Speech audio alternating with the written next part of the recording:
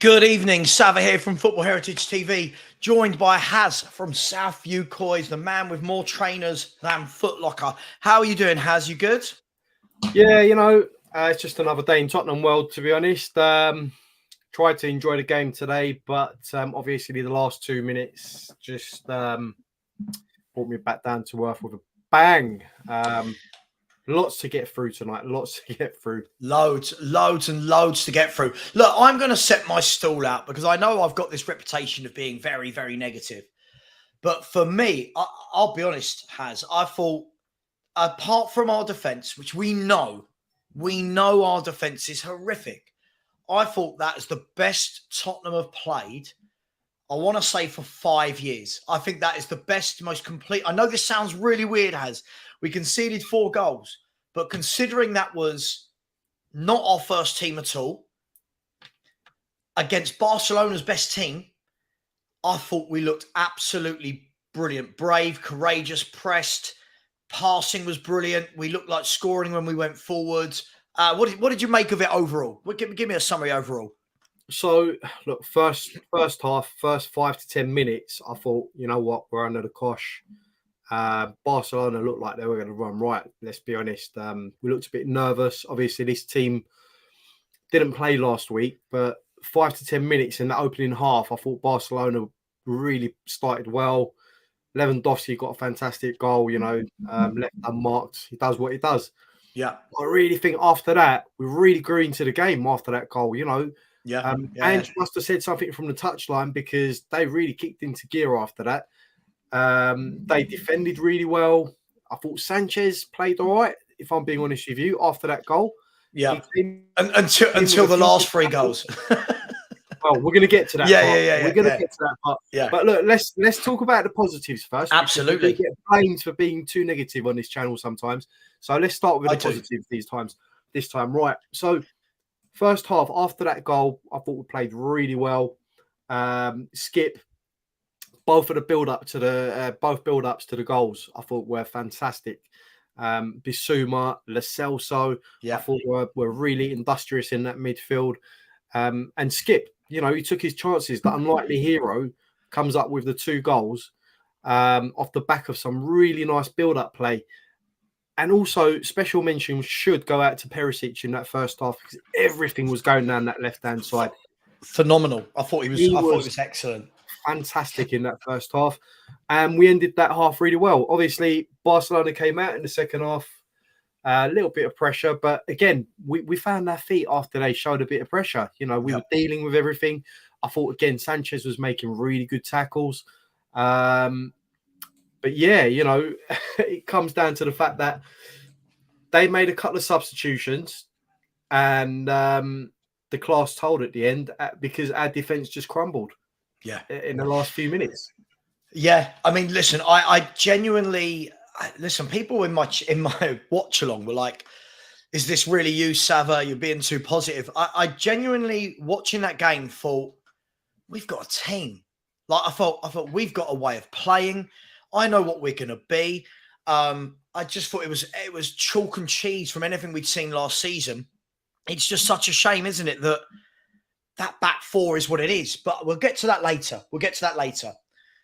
I just want to say, I thought, listen, I give Skip a lot of stick, right? But one thing that I've seen POSTECOGLOU has done with him, if I start on a real positive note, and I'll eat a bit of humble pie if he comes really good, is I always thought of him as more of a sit in front of the back 4 kind of guy.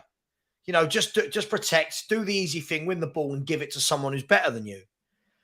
What I've seen in the pre-season game so far is POSTECOGLOU's got him getting into the box. Like going beyond Bissouma, going beyond the Celso, getting into the box. And he nearly scored in the first game against West Ham. He scored 2 tonight. We look so different. Him, Bissouma and Lo Celso, I thought were absolutely outstanding. What a difference having 3 midfielders has. Don't get me wrong. Sure, if it was Bissouma, Maddison and Sarr, it would have been the same. But a difference has that everyone pressing. Everyone closing down. Everyone first touch is looking forward, not sideways. Makes such a difference, mate, doesn't it? Absolutely. And you know what? I'm going to say this right now. Okay. For me, Bissouma should have been captain tonight over Dyer. I've said it. Yeah. I think he should. Henry just said the same thing. Because for me, Dyer, communication, zero. Positional sort of awareness, zero. It's just zeros across the board for me. He didn't show me anything tonight to suggest he should be a backup, not even, let alone, starting a game of football. Yeah. Look, I don't want to talk too much about Dyer because I don't want to take away too much from the midfield trio tonight because I thought they were brilliant. Bissouma, honestly, that guy is like a new signing for next season. Class. He was fantastic tonight. Honestly, I don't want to big him up too much because, it's a friendly game, but he showed passion. He showed desire. He showed that he can put a tackle in. That tackle in the first half against De Jong. Oh, brilliant. When he was driving forward. On the replay, again, perfect tackle. Perfect. Nothing wrong with it. Also, Celso, he's showing signs that he wants to be in this team. He's showing signs that he wants to play. For me, he was brilliant as well. So, look, I mean, Skip, I know last few shows we've been going on about Skip saying he's not good enough, this, that, and the other, but he's at least shown that he can be a part of this team in whatever capacity Ange wants to use him, whether he wants to have him as a backup, whether he wants to have him play every now and then. Look, he's more than capable. He's shown tonight that, he can get forward. He's shown that, he can finish. Yep. Shown that, he can be at the right place at the right time. In terms of the Lo Celso shot, which come off the bar. Again, he finished it perfectly. So for me, that trio, amazing, and it just shows that we have got a little bit of depth in that midfield, especially with Sarr as well coming in and, having other players there. Bentancur obviously going to come back as well. Absolutely. I tell you what, I'm about to say some things that won't be popular, right? Strap in. There's positives and negatives to what I'm about to say. Every time in pre-season, we have seen Perisic on the left and Solomon on the right. We have looked so much more effective, dangerous, and threatening than seeing Son on the left and Kulusevski on the right. And I was speaking to someone about this earlier today when I said, for me, and I think it showed this during the game, for me, I think you know exactly what you're going to get as a fullback with Son. You know exactly what you're going to get with Kulu. I think they're quite predictable players. Son will step over, try and whip in across. Kulu will get cut in. I thought Solomon goes on the outside. He cuts on the inside. He doesn't mind standing a player up with skill. He doesn't mind getting into the box. And Perisic was equally comfortable on both feet crossing the ball. Equally comfortable either getting to the byline or slipping in regular on the overlap. I think those two in this system work better. And I know that won't be popular. I know people love Son. I know they love Kulu. But for me, that two need to play with Kane, for me. I don't know what you think, mate. But yeah, no, you know what? I got cooked last season for saying, some of Son's performances were average. Yep. I think he's probably started in the same sort of vein this season as well, worryingly. But look, there's no denying Son's got class. He's shown to us time and time again that he can deliver. Yeah. I just feel like you said, Solomon shows that unpredictability. Yeah. Same with Perisic. You don't know where he's going to come in on his left or right. It's that unpredictability that causes mayhem. Tonight, Perisic was a problem for Barcelona. They didn't know whether he was going to come in on his left, right? Yeah. Is he going to slip someone in? He was fantastic for me tonight. With Son, I just feel like you said, the predictability, you know what he's going to do. There's just on one-on-ones, he's going to get tackled. There's no denying, put him in front of the goal, he can finish. He'll finish a shot from 30 yards. He'll finish a shot from 15 yards. No denying that. But in terms of the way we want to play at the moment, I think he's not quite up to speed. And possibly Ange, for me, is the sort of guy that won't take any prisoners. He will. I agree. Sort of say, if you're not pulling your weight, if you're not cutting the mustard, there's others that can come in. And I think that's what we've been missing for quite a while now.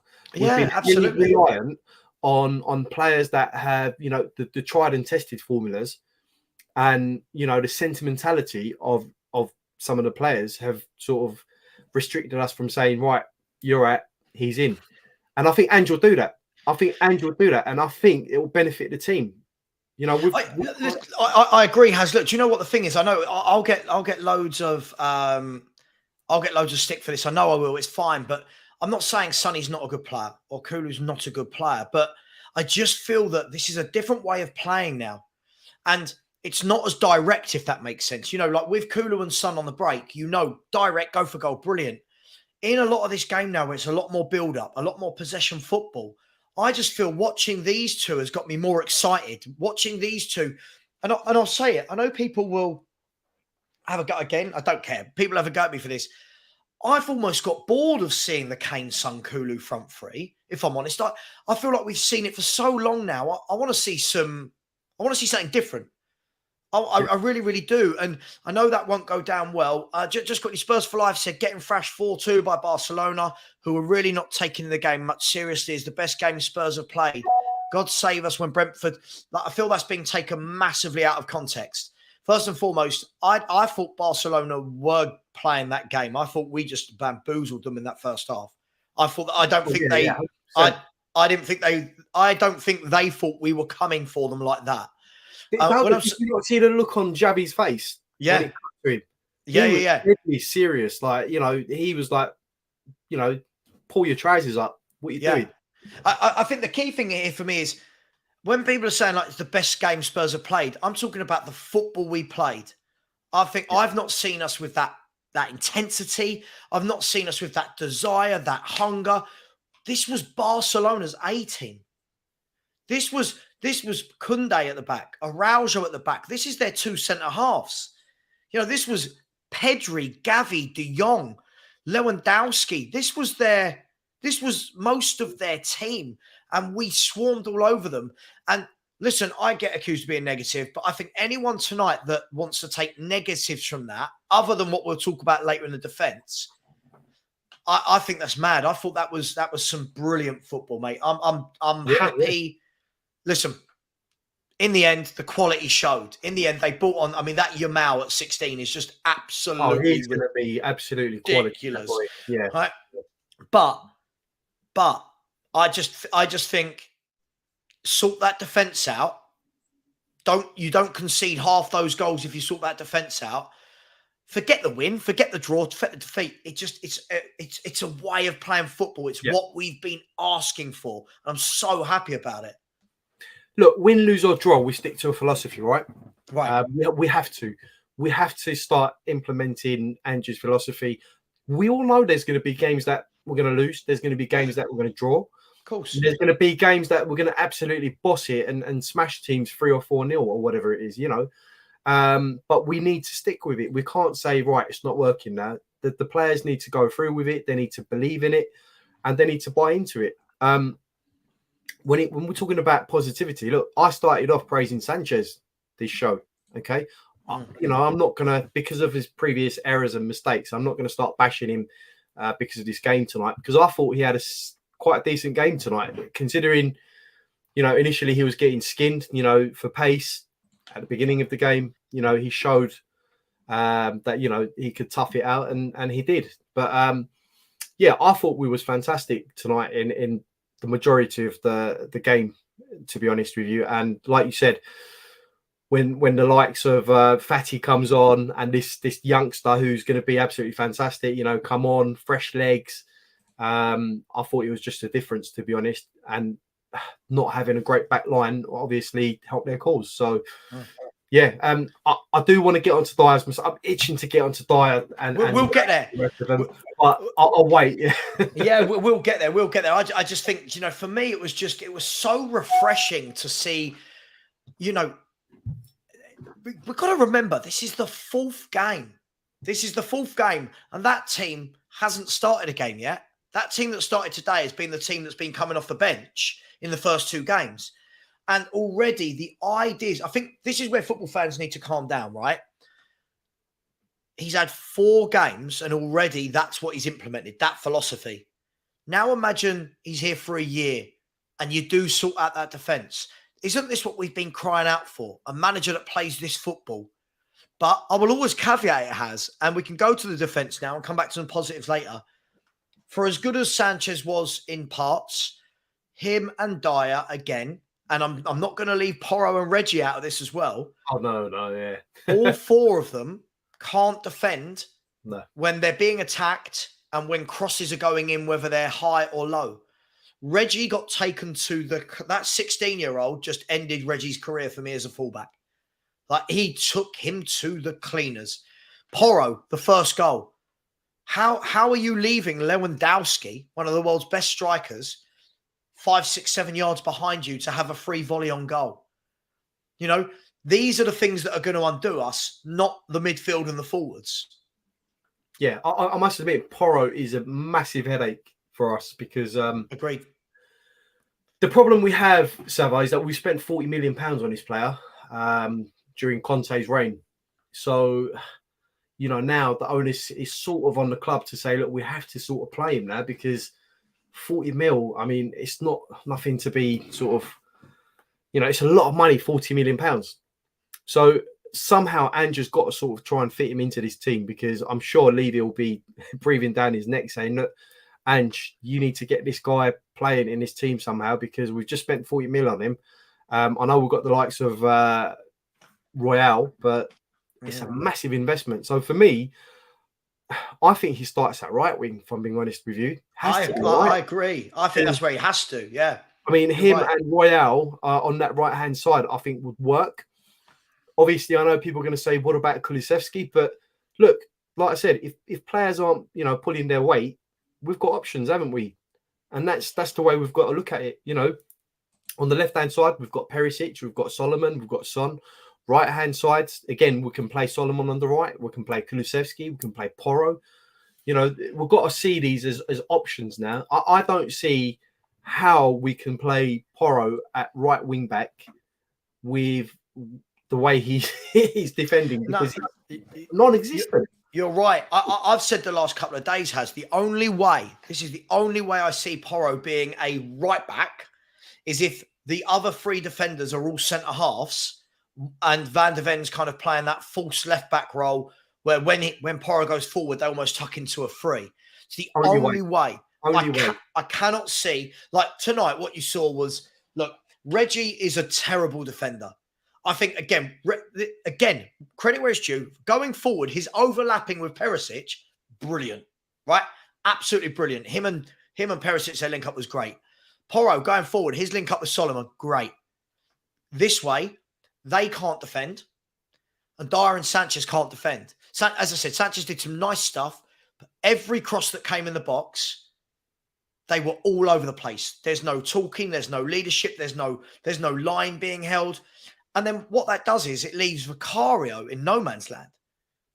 Yeah. Like that last goal, the guy on his own, and Vicario, someone said Vicario was out of position. You're like, what's Vicario meant to do? You know, like what's he... I think we're being very unfair on Vicario because he's been let down by a really weak defence. Yeah. I think with a decent defence in front of him and him communicating with that defence, I think we'll see a different Vicario. He's shown he can pull out some stunning saves. I think he pulled off a stunning save. I can't remember who it was for. Alonso's free kick. Yeah. In the second half. What a save that was. I mean, he's shown that he can do it. It's just the defence in front of him is shocking, you know. So, yeah, you're right. Any ball across the top, you know, easily beaten, and especially with the high line. Even, I don't know where everyone was watching the match tonight, whether it was on Spurs Play or Fox Sport, but I was watching it on Fox Sport tonight, and the commentator at the end even said that's confirmed that Dyer doesn't suit Ange's system and they're looking to get rid of him. That was the commentator talking tonight. Does he suit anyone's system? This is the thing, like, he can't defend. Look, just quickly, we'll come back to that in 1 second. Fabrizio Romano has just tweeted and said that Joe Rodon is on the verge of joining Leeds on loan deal from Tottenham. Loan. I know. This is what I was going to say. Really, I'm hoping I've got this horrible feeling, right? I've got this horrible feeling that what we're going to start to see is players go out in the next 2 weeks, but I'm going to question how many of them will actually leave the club for good. So if you remember, we did this last year, where slowly but surely it was Reggie went and Dombele went, the Celso went, Winks, and it was all on loan. We can't get rid of this deadwood, but I'm going to come back to this. I just wanted to bring this up because it was breaking news. Another guy who isn't a very good defender, but I'll ask you this. If that back four tonight had been Royale, Van de Ven, Romero, and Adoji, do we concede all four of them? We can't say for sure we wouldn't concede, but I don't think we'd concede all four of them, to be honest with you. That back line for me has got pace and has got power. For me, Reggie's good going forward, all right. I mean, with the crosses and stuff, but in terms of pace and power, how many times have we seen Reguilon get knocked over or out-muscled? Countless times. Udoji's not about that. Udoji's got the pace. He's got the power. Same with Van de Ven as well. He's got abundance of pace. And Romero doesn't take any crap, does he? Let's be honest. I know he's a bit rash, but for me, that back four going forward this weekend has got to be the one that we start with. Yeah. It's a big if Van de Ven's ready to go. Because he's only just signed for us. I think the key thing here is as well. I think the key thing for me is if Van de Ven is fit, he's got to go straight in. I don't want to see any of this couple of games on the bench. I think he's got to go straight in. That again showed tonight for how brilliant we were. And I don't think that was a 4-2 defeat performance. But for how bad the defenders were in the last 10 minutes have absolutely ruined everything that we did brilliantly. And I can imagine Postecoglou will have seen enough now of some of these players and will be knocking on that door going, I need more. People keep saying we just need one more centre-back. I truly believe, we need two fullbacks. Two. I truly think in the next two windows, we need two fullbacks, two centre-halves. I think we've got it badly wrong in the fullback areas. I don't think any of our fullbacks can actually defend one-on-one. I don't think any of them are any good at that. And I think this is going to be a real problem. But I want to try and remain upbeat because what I saw today made me want to watch Tottenham again. It made me, I can't get away from that it did make me want to watch my club again. Yeah, I've got to agree with you. And look, if we're going to pick any problem areas, it's just going to be the defence at the moment. I'm happy with the midfield. I'm happy with the attacking options we have. It's just the defence. We could have Ronaldo, Mbappe and Messi up top. But with that defence, we're just not going to get anywhere. And, the problem with the fullback positions is that we've had a revolving door of managers come in and go. And, they've obviously had players come in for them. Then we've had to try and ship out players and bring in players for other managers. So it's been a problem, trying to fit them in with other managers. So for me, you're absolutely right. However, I don't think we'll get any other fullbacks in. I don't. I think it's a worry. If we're looking at possibly moving someone on in that fullback position, I think the most likely would probably Reguilon. Who's already been on loan. Possibly could get away with selling him to one of the Spanish clubs. I think we'll be all right in that position with Udoji and possibly one other coming in. But Van de Ven maybe. But Van de Ven, I'd play at centre-back all day long. Yeah. Darius, mate, you don't have to be here. This is the second comment. I mean, we will disagree when there's something we want to disagree on. I'm not just going to stage a disagreement so that you could be happy. If not, just go away. You can go and watch Chris Cowling. I'm sure he'll say something that you want to watch. This cracks me up. I'll tell you why this comment cracks me up. If I come on week in, week out, and say anything negative about Spurs, this guy says the complete opposite of me. I'm sitting here going, really good. This looked good straight away. Wasn't that impressive? I could guarantee you if I had come on here going, we're awful, we're crap, he would be. Right. I just want to pull this bit apart. I think everyone knows that we're going to look all at sea at the back because we've got bad defenders and that wasn't our first choice back four. Second of all, when you say you can see why Conte didn't let this lot open up, Conte still had games where he let in 3 or 4 goals and not against Barcelona, right? So let's not pretend that Conte gave us 19 clean sheets in the season or something. We didn't let in 6 against Newcastle, did we? All right. Yeah, I think we did, didn't we? Yeah, it's madness. I listen. I'm not allowed to talk about Romero. I get in trouble. I think that Van de Ven will help that out. But I think both Haz and I have both said I don't think you can go into the season with just Romero and Van de Ven, because what we got a snapshot of there was, and this would have been eye opening for Postecoglou, because this is the first test we've had. Right? It's the first proper test. You can get away with a sloppy goal against City Sailors because you're going to score 4. You can get away with a sloppy goal against Shakhtar. You scored 5. Exactly what? Remember the debate Sean and I had at the weekend? And I said, I think you agreed with me. I said, better teams in behind. And the what high happened? line. Yep. What happened? Better teams in behind. Goal. I think tonight just highlighted what we was talking about the other night with Sean. It perfectly sums it up. That, all it's going to take is a ball over the top. We all know the defenders that we had out tonight are not capable of playing that system, that high line system. For me, like you said, Van de Ven, Romero are the only 2 at the moment that I'll remotely trust to be able to play that system and the high line, be quick on the turn, a little bit of pace about them. I know someone mentioned that Romero hasn't got that much pace, but hey, that's why we bought Mickey Van de Ven, because he has got that pace. And Romero's, semi-decent as well. So, look, I totally agree with you. But, I'll put it to the chat. I mean, who else do we sort of keep that, we have currently in that back line? Who do we keep as a backup? Dyer? Do we keep Davies?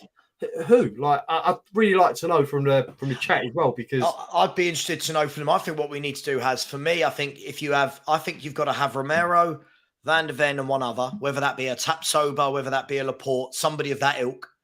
And then I think you have Ashley Phillips as your 4th choice, because what we've just seen there is, should Romero and Van de Ven both be injured at the same time, both be suspended, we've just had a glimpse into the future of that's what you're left with, right? Now, if you've got 2 top centre-halves, you might be able to get away every now and then with some of the mistakes the fullbacks make, right? Because they'll mop up. Top players will mop up. You can't get away with those mistakes if your centre-halves are Dyer and Sanchez. And I think this goes back to what people have been saying all season. Like we did a show on yours, what was it, just over a week ago, 10 days ago, your channel.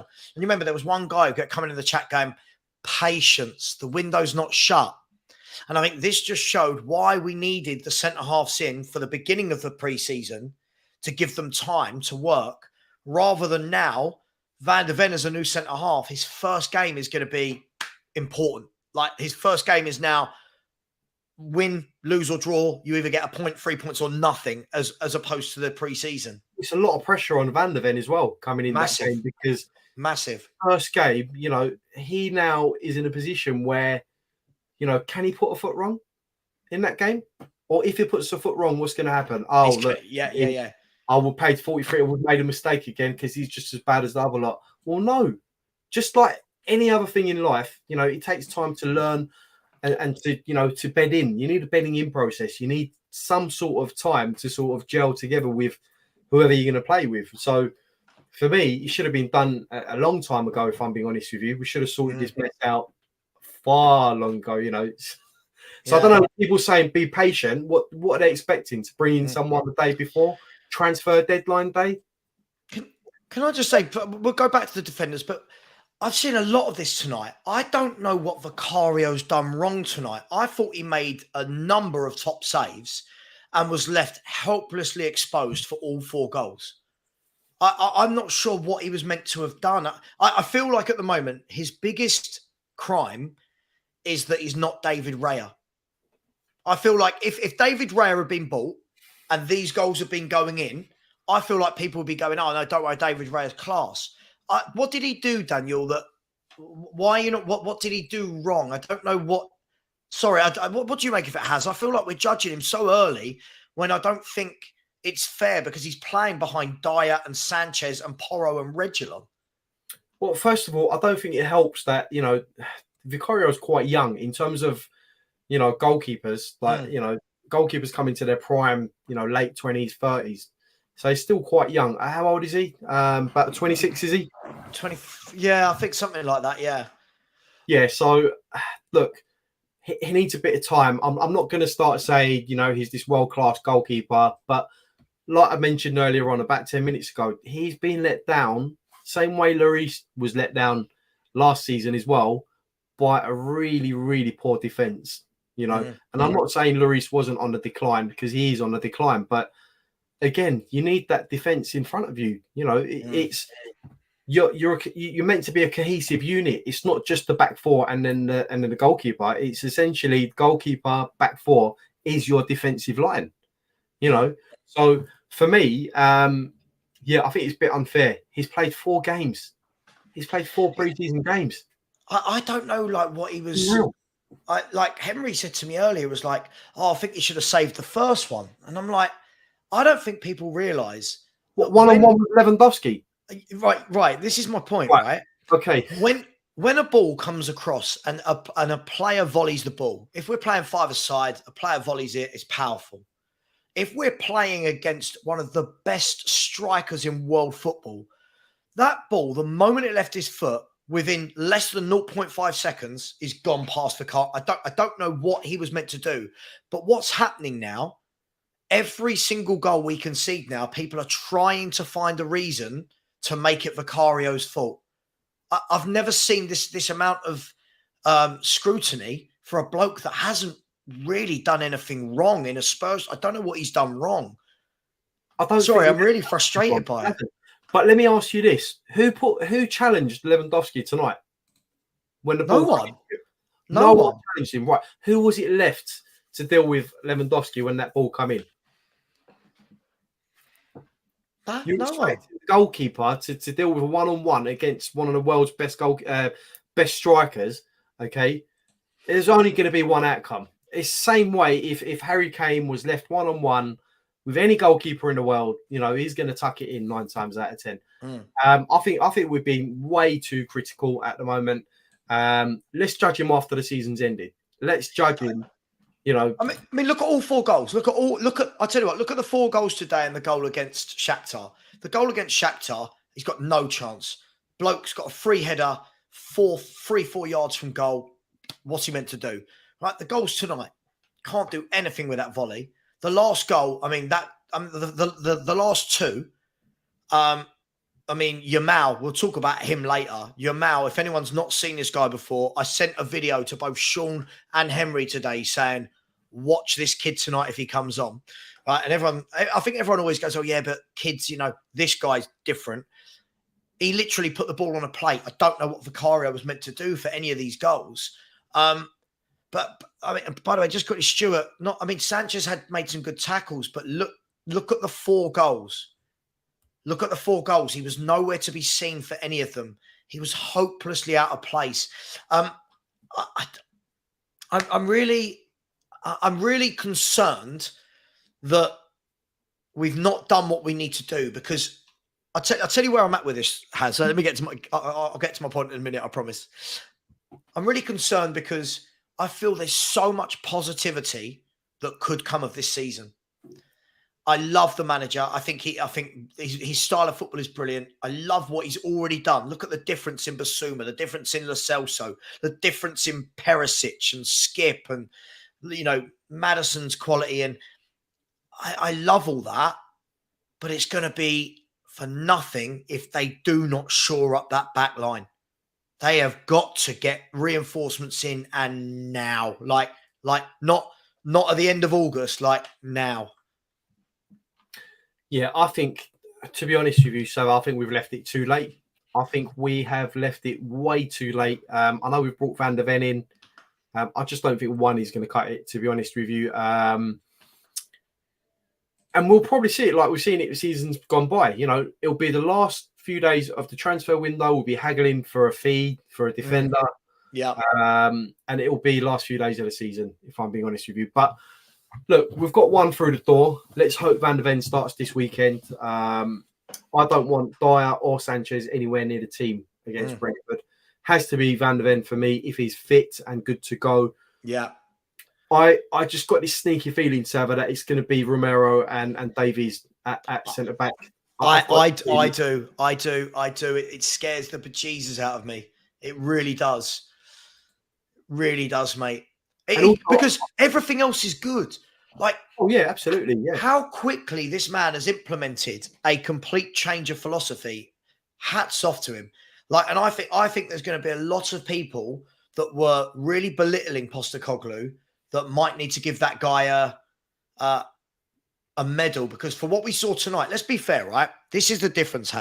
What minutes did Barcelona score goal 3 and 4? Literally the last few minutes, I think. Last few minutes, right? Yeah. So imagine they didn't go in. Obviously, they went in. Imagine they didn't go in. Everyone's sitting here, and bear in mind, everyone in my watch along 10 minutes before the game, when I asked for the score prediction, 4-0 Barca, 5-0 Barca, 6-0 Barca. That team will get ripped apart.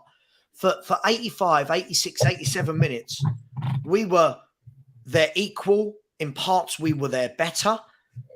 And if those two poor bits of defending didn't happen at the end, everyone's sitting here right now going, oh, what a performance.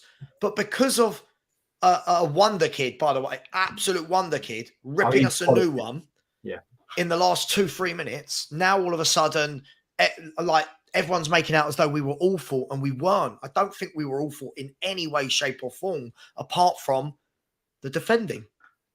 Yeah, I agree with you. I agree. The only other point that I wanted to sort of make was I wanted to see more from Richarlison tonight.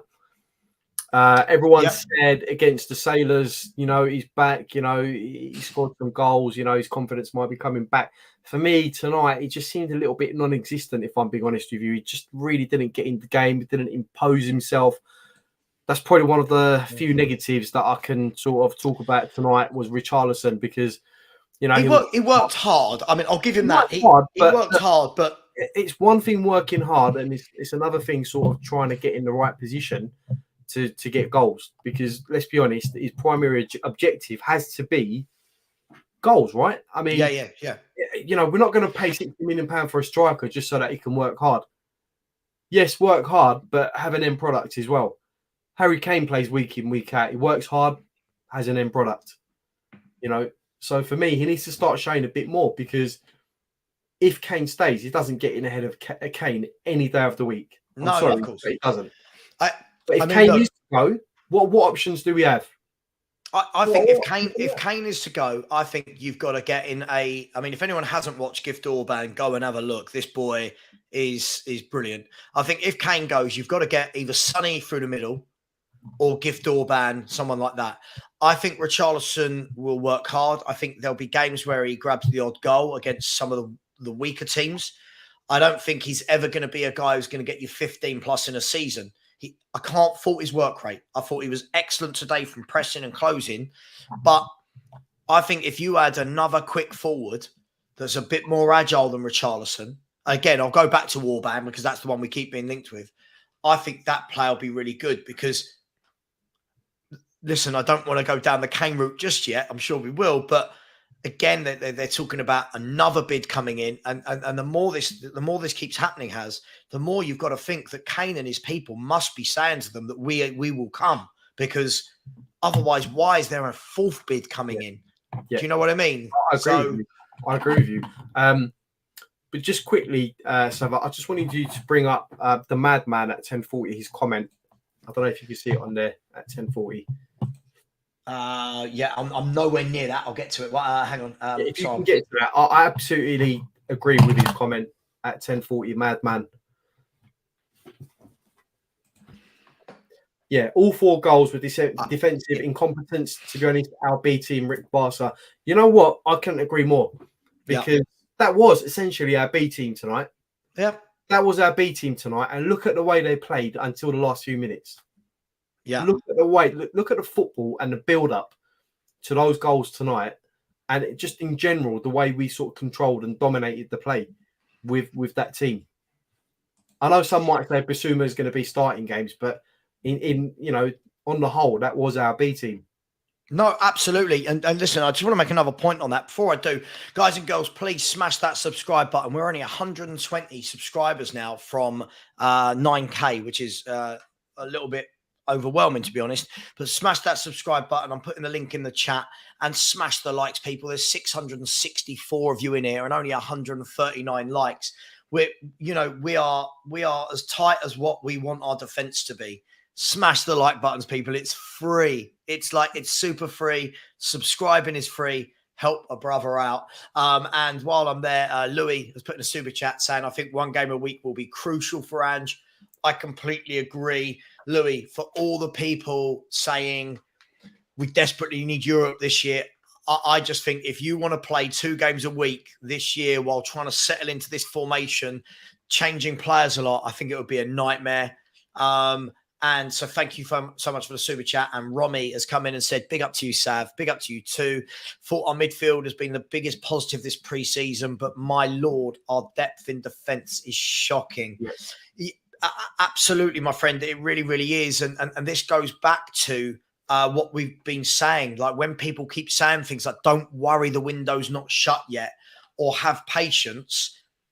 If you had got in, if we had got in Van de Ven and I'll use Tapsoba, for example, at the beginning of July, before pre-season games started, right now you could start seeing that team gel and work together with the goalkeeper, with Van de Ven, Tapsoba and Romero. And all of a sudden, you're not letting in all of these terrible goals.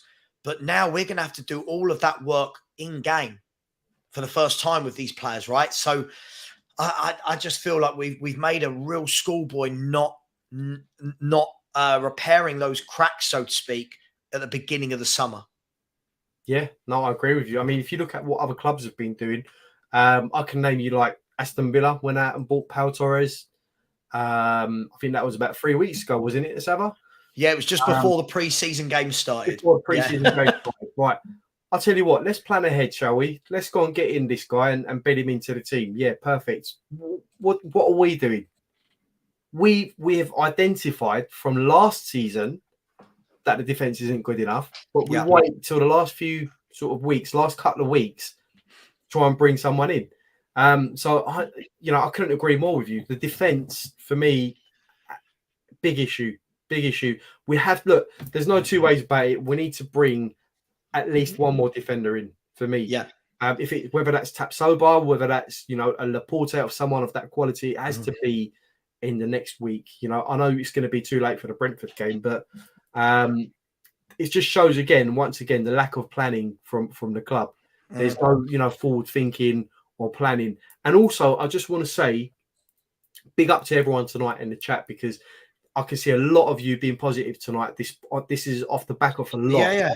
Okay, off the back of a loss, a lot of you are taking the positives out of tonight, and that is so refreshing to see. Same way as me and Sava are taking a lot of positives tonight.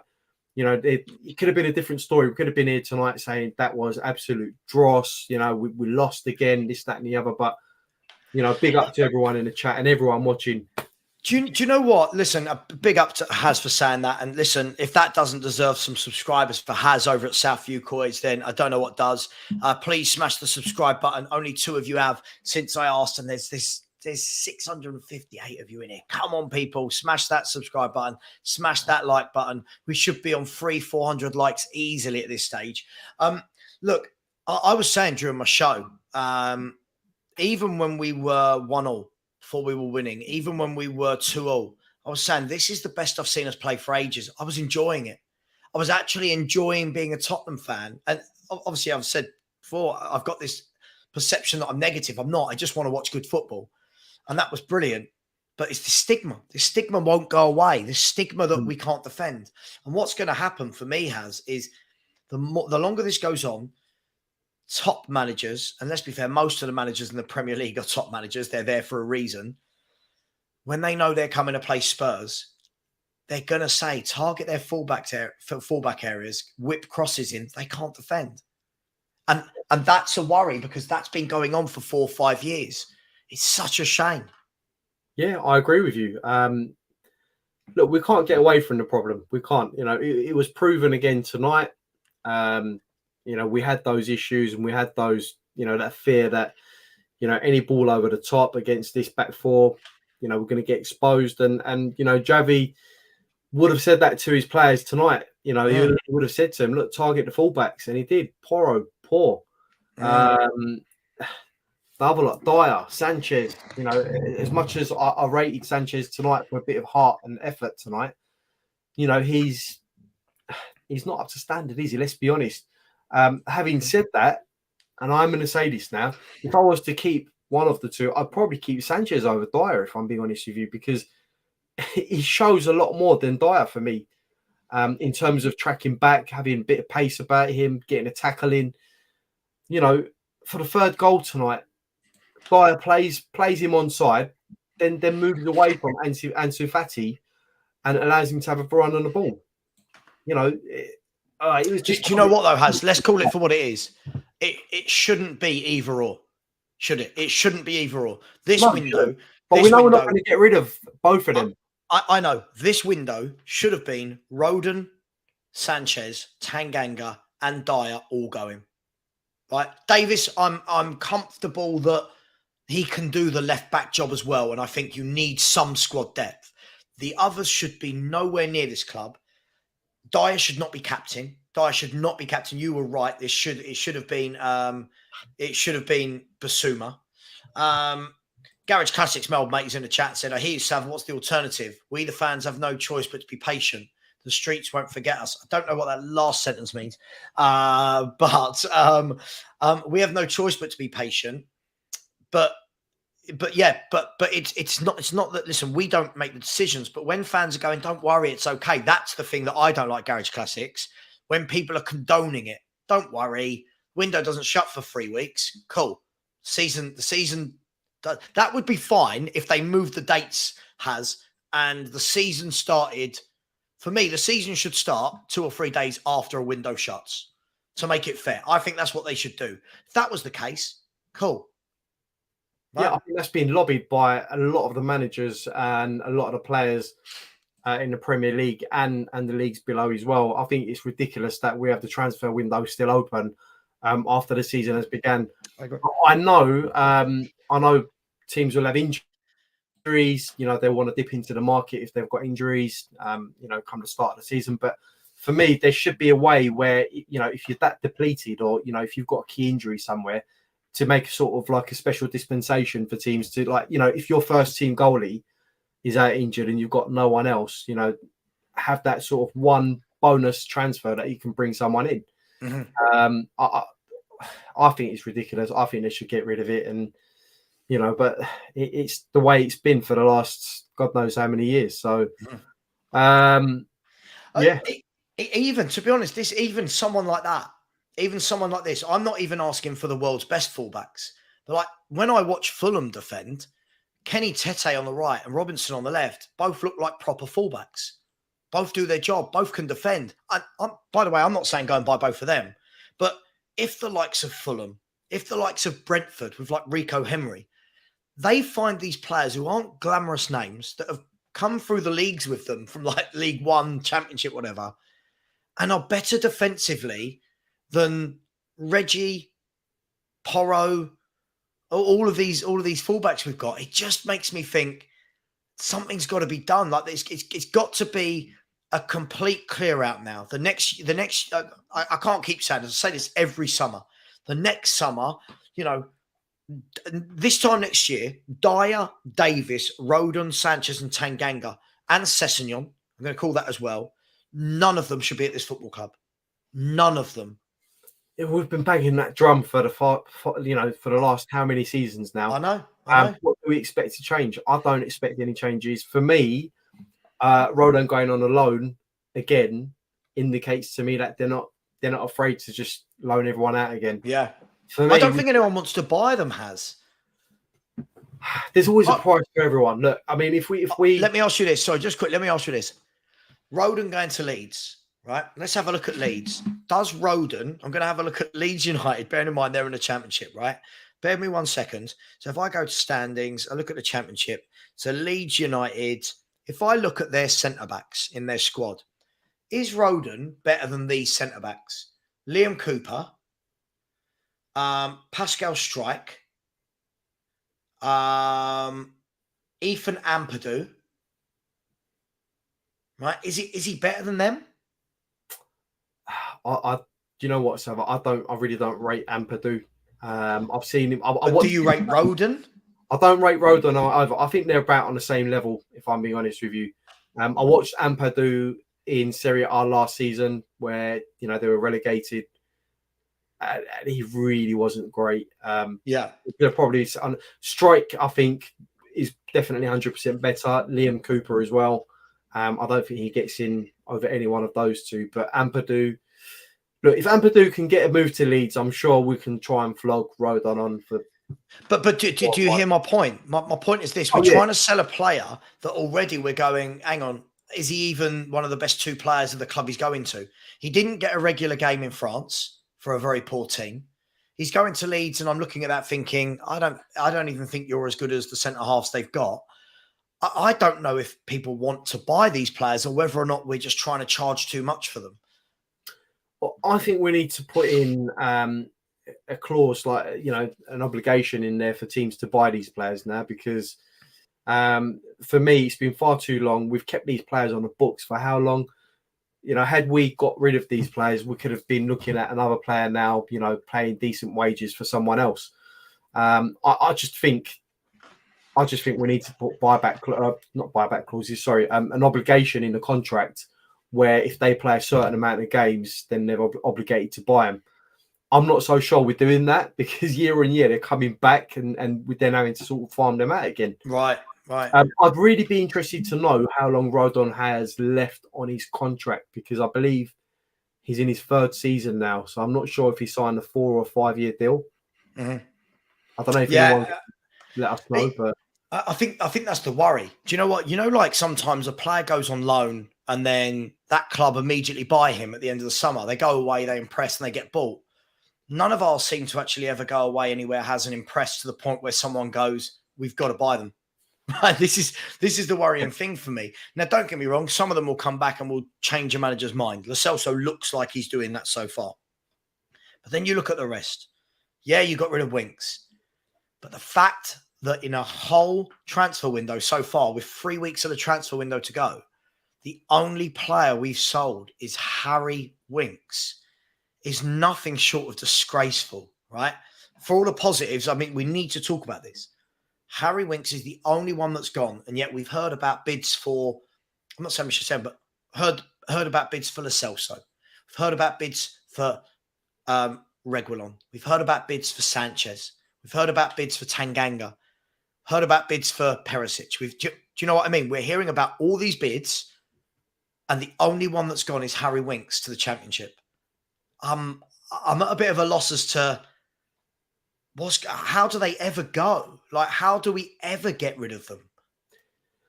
It's the £1 million question, isn't it? Really, it's a massive conundrum we have at Tottenham, and I don't know how we're going to sort of solve that problem. But it's hindering us in some ways. Where we want to bring in other players, but we're also cautious that we've got all these other players on the books, and then we end up having to loan players out to be able to bring someone else in. And then, the problem we have is if we do bring someone else in and they don't cut the mustard, now we're having to sort of try and move them on as well as the other players that we're trying to loan or sell. So it's a never-ending cycle. Look, we were never going to get rid of everyone in one window. We know that. We're not that naive. But some of these players have been with us. Sanchez has been with us, 5 seasons now? I would say Davies signed another contract recently. I mean, whose idea was that? Yeah. Whose idea was it to offer him a new contract? Yeah. It's just decisions like this. I just think it should all be in the hands of the manager. The manager should be the one to say, let's offer him a new contract, or no, actually put him on a transfer list. And, for me, this is where some of the blame goes to the board, because, they never want to sort of cut their losses. And it's just... We can't have comments like this. It's like, this is the problem. We have fans that keep trying to find these positives in these things. I'm quite sure this is a troll. That has to be a troll because look, if he's not been ready for the last 2 seasons, you're telling me that he's going to go on loan to a championship club to be ready next season to play in the Premier League. I mean, that's just a joke, isn't it? Let's be honest. I respect what you're saying, but I don't agree with it. Sorry. Yeah. No, absolutely. By the way, people, yeah, I can't see this happening, Brian. Carl Walker's got offers on the table from Bayern Munich and a contract extension at Man City. I can't imagine Tottenham would be remotely exciting for him. Just to say, guys and girls, smash the like button. Come on, people. Honestly, when I'm on other communities, when I'm on their YouTube channels, like the Arsenal fans, the Chelsea, the Man United, their fans smash that like button immediately. Our fans are like, there's 624 people in here, and only 224 of them have been able to press the like button, and no one subscribed for 15 minutes. Come on, people, and please subscribe to Haz as well at Southview Coys. Come on, let's not be so tight. I'll be free of charge, people. It is free of charge. It is free of charge. I mean, yeah, the Danny Spurs makes a good point. Terminate their contracts. I think. Look, I know this is easier said than done because obviously it involves a lot of money in paying up their salaries for however many years they've got left. But that is what we were told. Do you remember? We were told at the beginning of the window that there was going to be this massive rebuild and that loads of contracts were going to be ripped up. And now we're in a position where 5 days before the season starts, let me caveat before I say what I'm about to say. I'm fully aware that won't be the back four that starts. I'm fully aware. I'm still not 100% sold on the first team back four. Yeah. But my worry is that back four could come in at any point with injuries and they get ripped apart at will. So my problem is that with 5 days to go until the season starts, we're seeing the exact same traits that have got X amount of managers sacked. I just don't know. I don't know where we go for that. By the way, this guy just quickly has this guy. He's a Bayern Munich fan.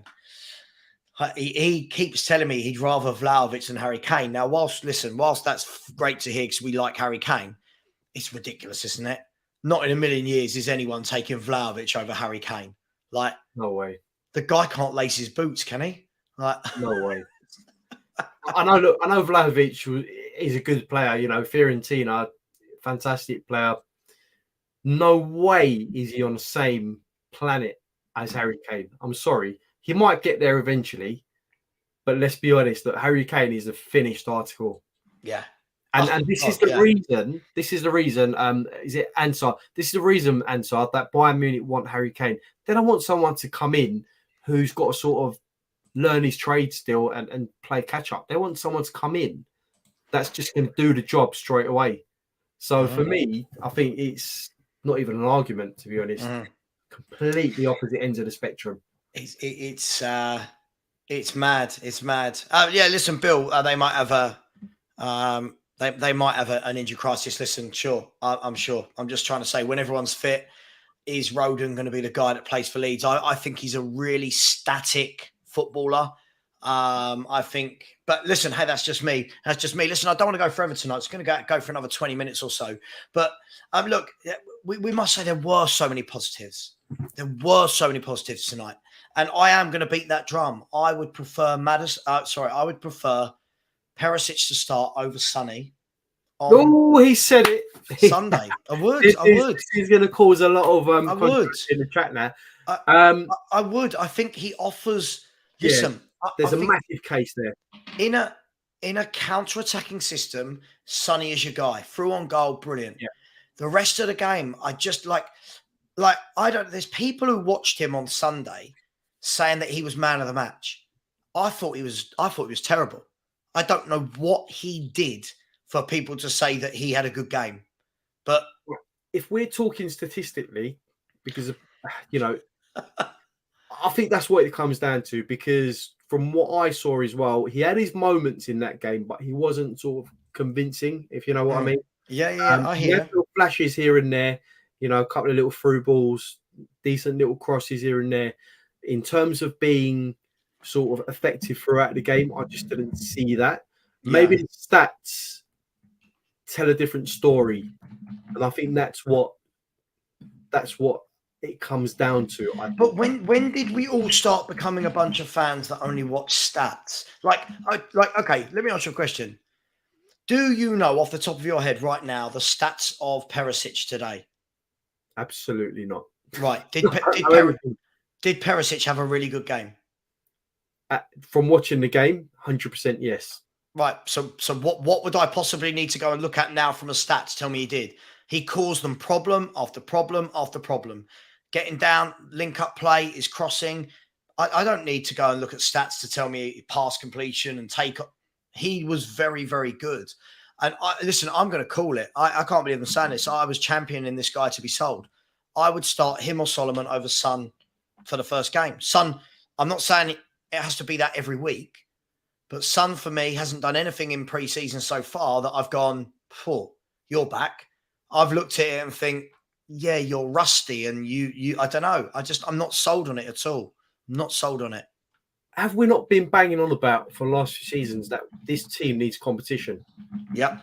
But then when you get it, everyone hates it. So why aren't we allowed to say other players are effective at certain points and, it not being about us knocking Sonny? It's not about knocking Sonny or saying Sonny's a bad player. It's just other players at the moment have come in and are far more effective than other players. And it all comes down to sentiment and in some cases it comes down to stats as well. But look, stats for me, I don't go by stats. I'm purely a visual person. I say what I see. Tonight, what I saw was that all the problems come from that left-hand side. Perisic was pulling all the strings on that left-hand side. It's no coincidence that the ball was being played into Perisic at every opportunity tonight. Mm-hmm. He was fantastic tonight. I didn't see the same thing from Sonny.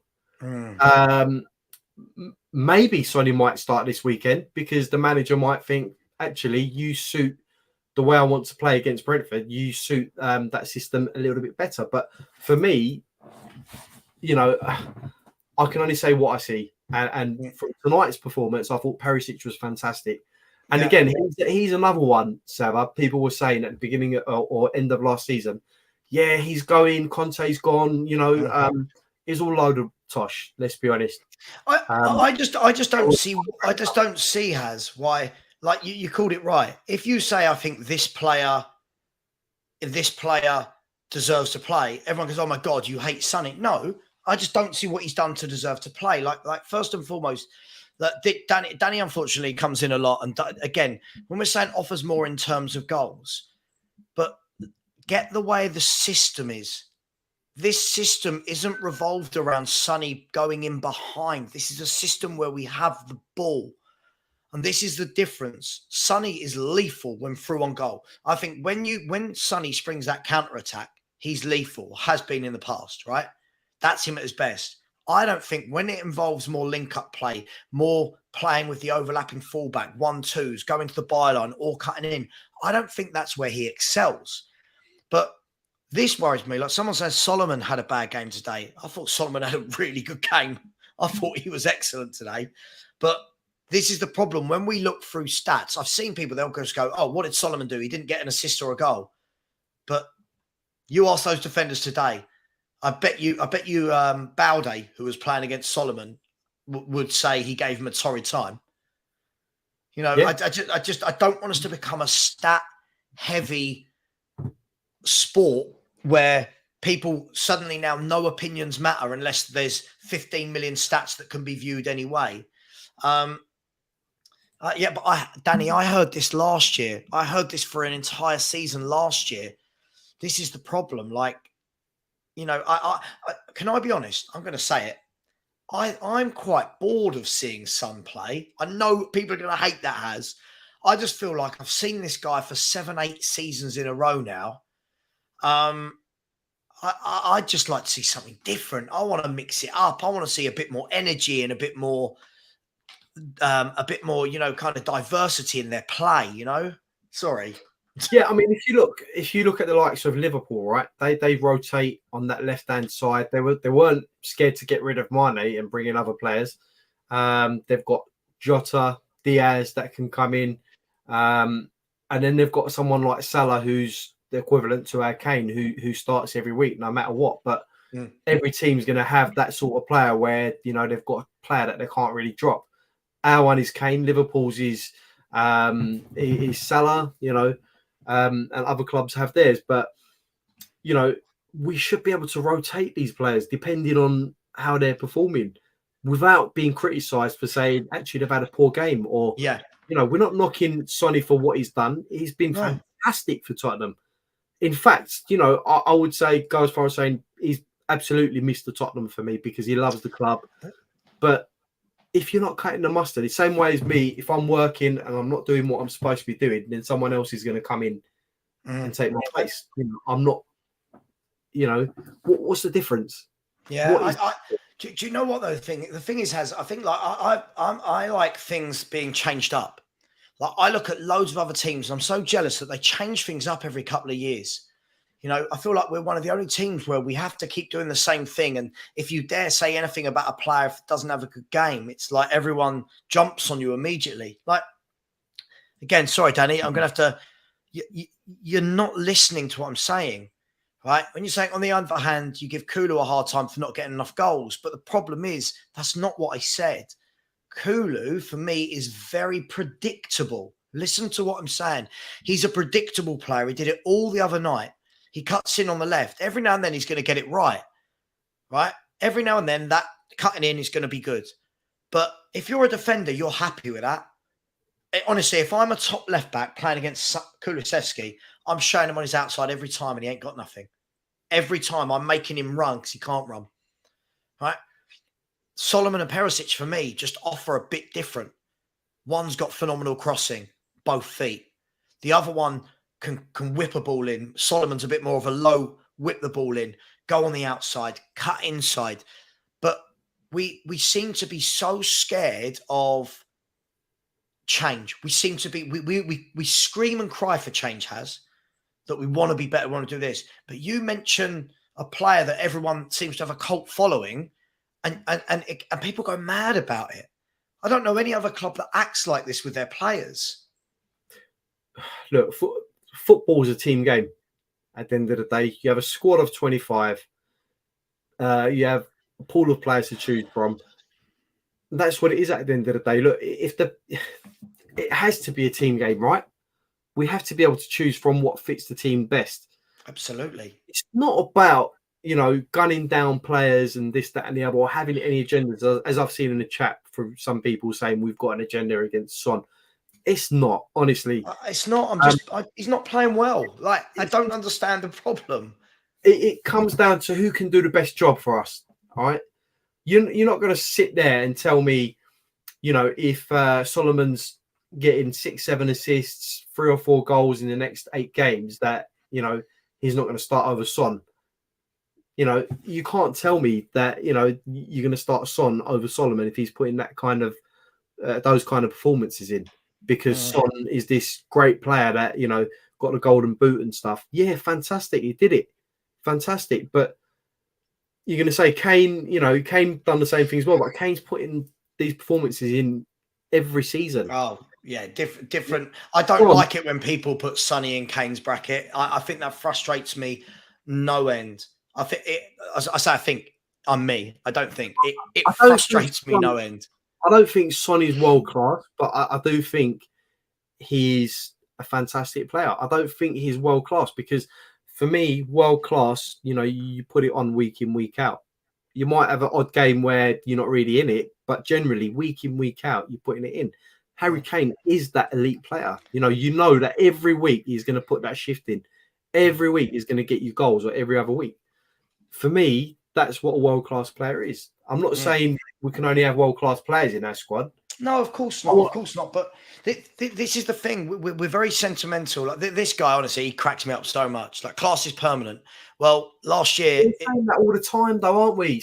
Right. This is the problem. Last season, I didn't see any class from him in like 38 league games, Champions League games. But do you know what will happen? Listen, I'm just using Son as an example here. If Son or Kulu had another bad year this year, next year fans will go, oh, but class is permanent, form is temporary, and you'll be like, well, hang on, top players don't have a bad year. You don't have a whole bad year if you're a top player, Has. I'm sorry. You know, No. like even Salah last year wasn't in his best form, had a bit of a dip and then started firing. Like that's what a top player does. You have your dip, you go. Sonny was really poor last year. Kulu was even worse last year. But again, people talking about they're one of the best front threes in the league. I don't think so anymore. I think maybe 2 years ago, not anymore.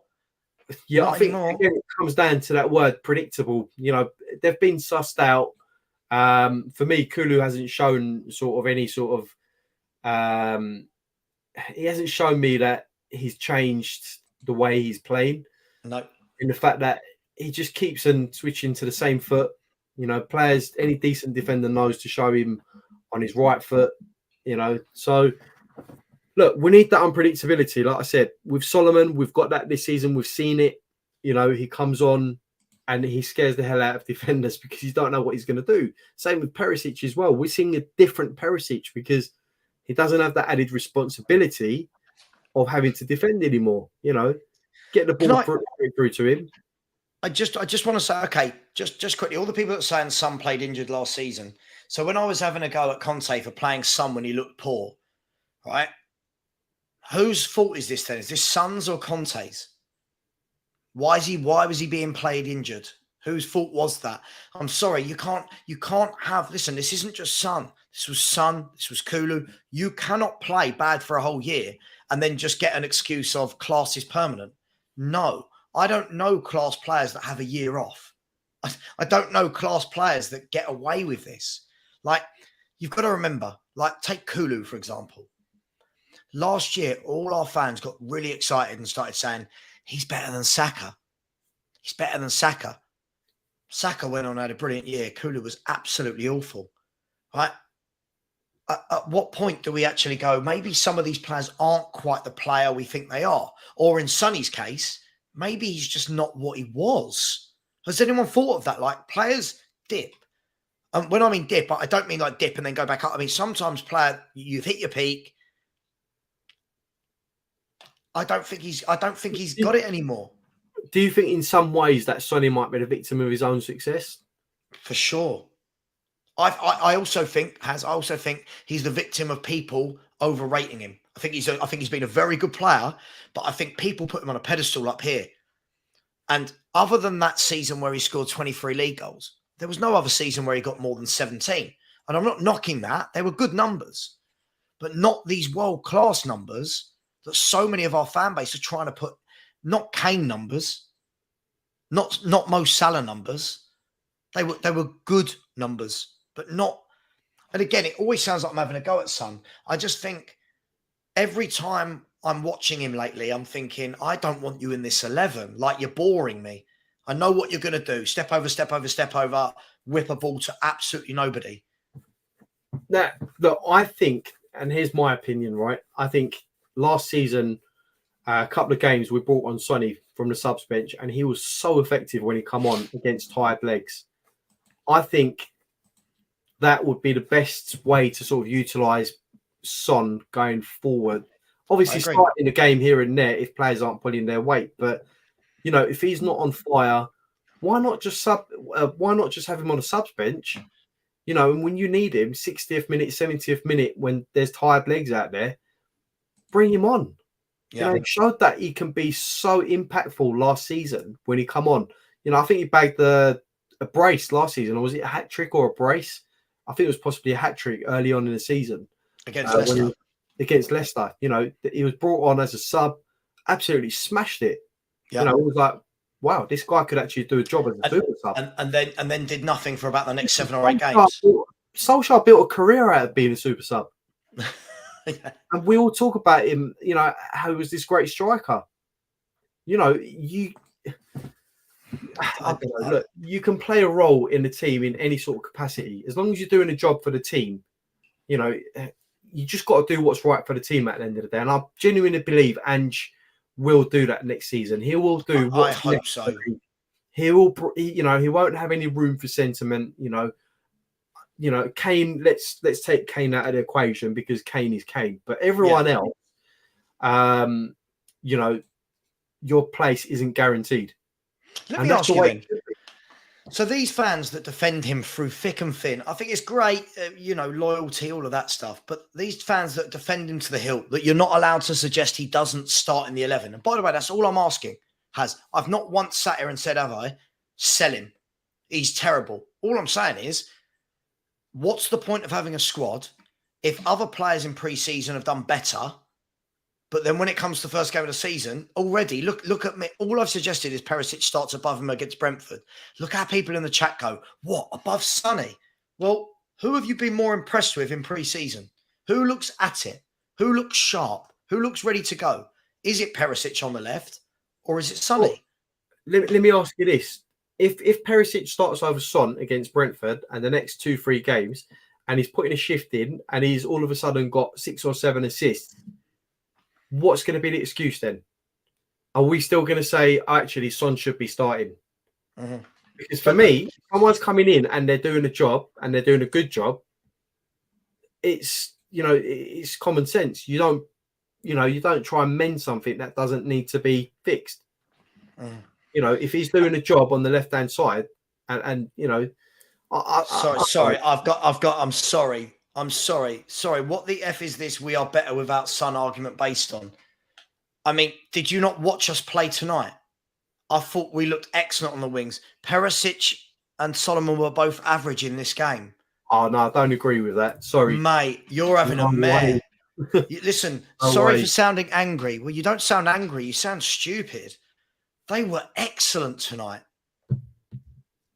This is what I mean. You watch how many people straight away. It don't matter how long Son plays badly for. It doesn't matter how long. Look, everyone. What's this based on? Well, it's based on what I've seen in pre-season. And it's based on what I've seen in the new manager's tactics. Why does that just get overlooked? I'll tell you what then. Let me ask this guy here who is absolutely thick as, I'll say it, I don't care, it's my channel, thick as whatever, right? Tell me, what's Sonny done in pre-season better than the other two? I mean, look, Perisic was shit. I mean, what? No, that's you've got to be trolling now. He's got to be, isn't he? Sorry, but 100%. And by the way, Perisic isn't even one of my favourite players. I was saying, yeah, let him go if someone comes in for him. But fair is fair. When you play well, you play well. But what is this? Perisic was shit today. No, that's a ludicrous comment. Sorry, but that's. Yeah, no, you got to be trolling me. This is absolutely mad. Like, this is what makes me laugh, right? Big up Sean, right? This is the sort of thing. Not Sean, by the way, but these sort of comments are the ones that make me go for 24 hours at a time, right? I'm sorry, but everyone's always saying to me, "You're negative. You need to be more positive." Whenever I'm positive about players, I then get shut down immediately and told, "No, we can't have that." Because it's not Son. Because it's not this player. Because it's not Kulu. Sean, Perisic and Solomon today, were they poor? Were they poor? What's the context of the question? I mean, look, Haz and I thought they had a really good game. Like, Haz and I thought we looked excellent going forward. They were both interlinking really well, both causing their fullbacks problems. And now I'm getting people telling me that Perisic was shit today. No, Perisic wasn't poor. Perisic wasn't poor at all. I thought Solomon was... I don't think Solomon had a great game, but I think Perisic was excellent. But I thought Solomon was a little bit underwhelming for me today. I thought he was very good. I thought he gave them every time he got the ball problem after problem after problem. I thought Tottenham were fantastic today. I thought for 70, like the first 50 minutes was theirs. The next 70 minutes was ours. 65 minutes were ours, and then they got the last 15 minutes. As soon as they made some changes, it caught us out. But I thought everyone that was on the offense today was good. My problem, what really worries me, is I was just watching the highlights. I'm not so much worried about people like Perisic or Reguilon, or Solomon. People like Reguilon, I have the same concerns for him as I do for Udogie. Brilliant going forward. Yep. Brilliant going. Udoji was great going forward. Has been great going forward in the three previous matches. Reguilon great going forward in one of the matches I can remember. Tonight, I thought he was excellent going forward. Terrible defensively. And I think you make the same argument for Porro, and you make the same argument for Emerson. And I don't know if it's a consequence of this tactic of going to like a 2-3-5, where you tuck the fullbacks in and invert them. I think that's a problem a little bit, where you have just the centre backs at the back, and then you have the 6 and the 2 fullbacks that then come in. When you get turned over and transitioned, when you're doing that narrow back line thing, you're going to get picked into the corners. And today, this was Barcelona's A team, by the way, against Tottenham's B team. Right? So I'm not walking away with any negatives. I thought the fourth goal, I thought Barcelona should have put the ball out. Reguilon was clearly injured. I thought they were a little bit sloppy and nasty for carrying on. The third goal, fair enough. It wasn't offside. The final pass, I think the pass before the final pass was. But either way, that kid that Yamal, whatever his name is, the one that you text me about, Sava, like, gee whiz, he's a good player. He's different gravy. Yeah, they fast tracked him through. Where's he from? I think he's been with them for a number of years now. Is he Spanish, or is he like from? Yeah, as far as I'm aware, he's Spanish. Yeah, he's Spanish. He's come up through the La Masia school as well. Amazing footwork, amazing. Yeah. But like I say, Reguilon looks silly defensively. I don't know what we need to do to. Not that I want to get back onto the Sunday show thing, the Vibe Boys, but like I don't know what we need to do to be able to to reassure our defense against that sort of thing. If the system is to go, when you've got the ball, you go to a 2-3-5 because the other guys are all up the front, and you tuck the 2 fullbacks in, you're going to give away these chances down the wings. I don't know how you can be in all places at once. You don't. Again, it's better players, isn't it? It's better players. That's the problem. This is all you can do. Better players with better understanding of reading a game. You're gonna give away chances, right? We know that we're gonna give away chances, but you've got to have better players that when those chances come can deal with it. And the problem we had today is the moment we gave away those chances. See, Sanchez in open play, if we want to call that. He's fantastic, by the way. Right, was good. World class. If you saw him for the first time ever, you'd be saying, sign that man up. But then if you look at all the goals and look for his positioning for the goals and his communication and how he gets ragged about, he was awful. There was 2 sides of Sanchez today. The brilliant side, and then the side where so many goals you go, you can't defend. So I thought he was really good today when he was one-on-one with us forward, shepherding them and getting his toe to the ball. I thought he was good. Whenever those crosses came into the box, and whenever I remember Eric Dyer doing a thing positively, if I'm honest. If you were just agnostic and just zooming in 90 minutes, you say Sanchez had a good game. Eric Dyer, I don't think you can say. I don't know what he did.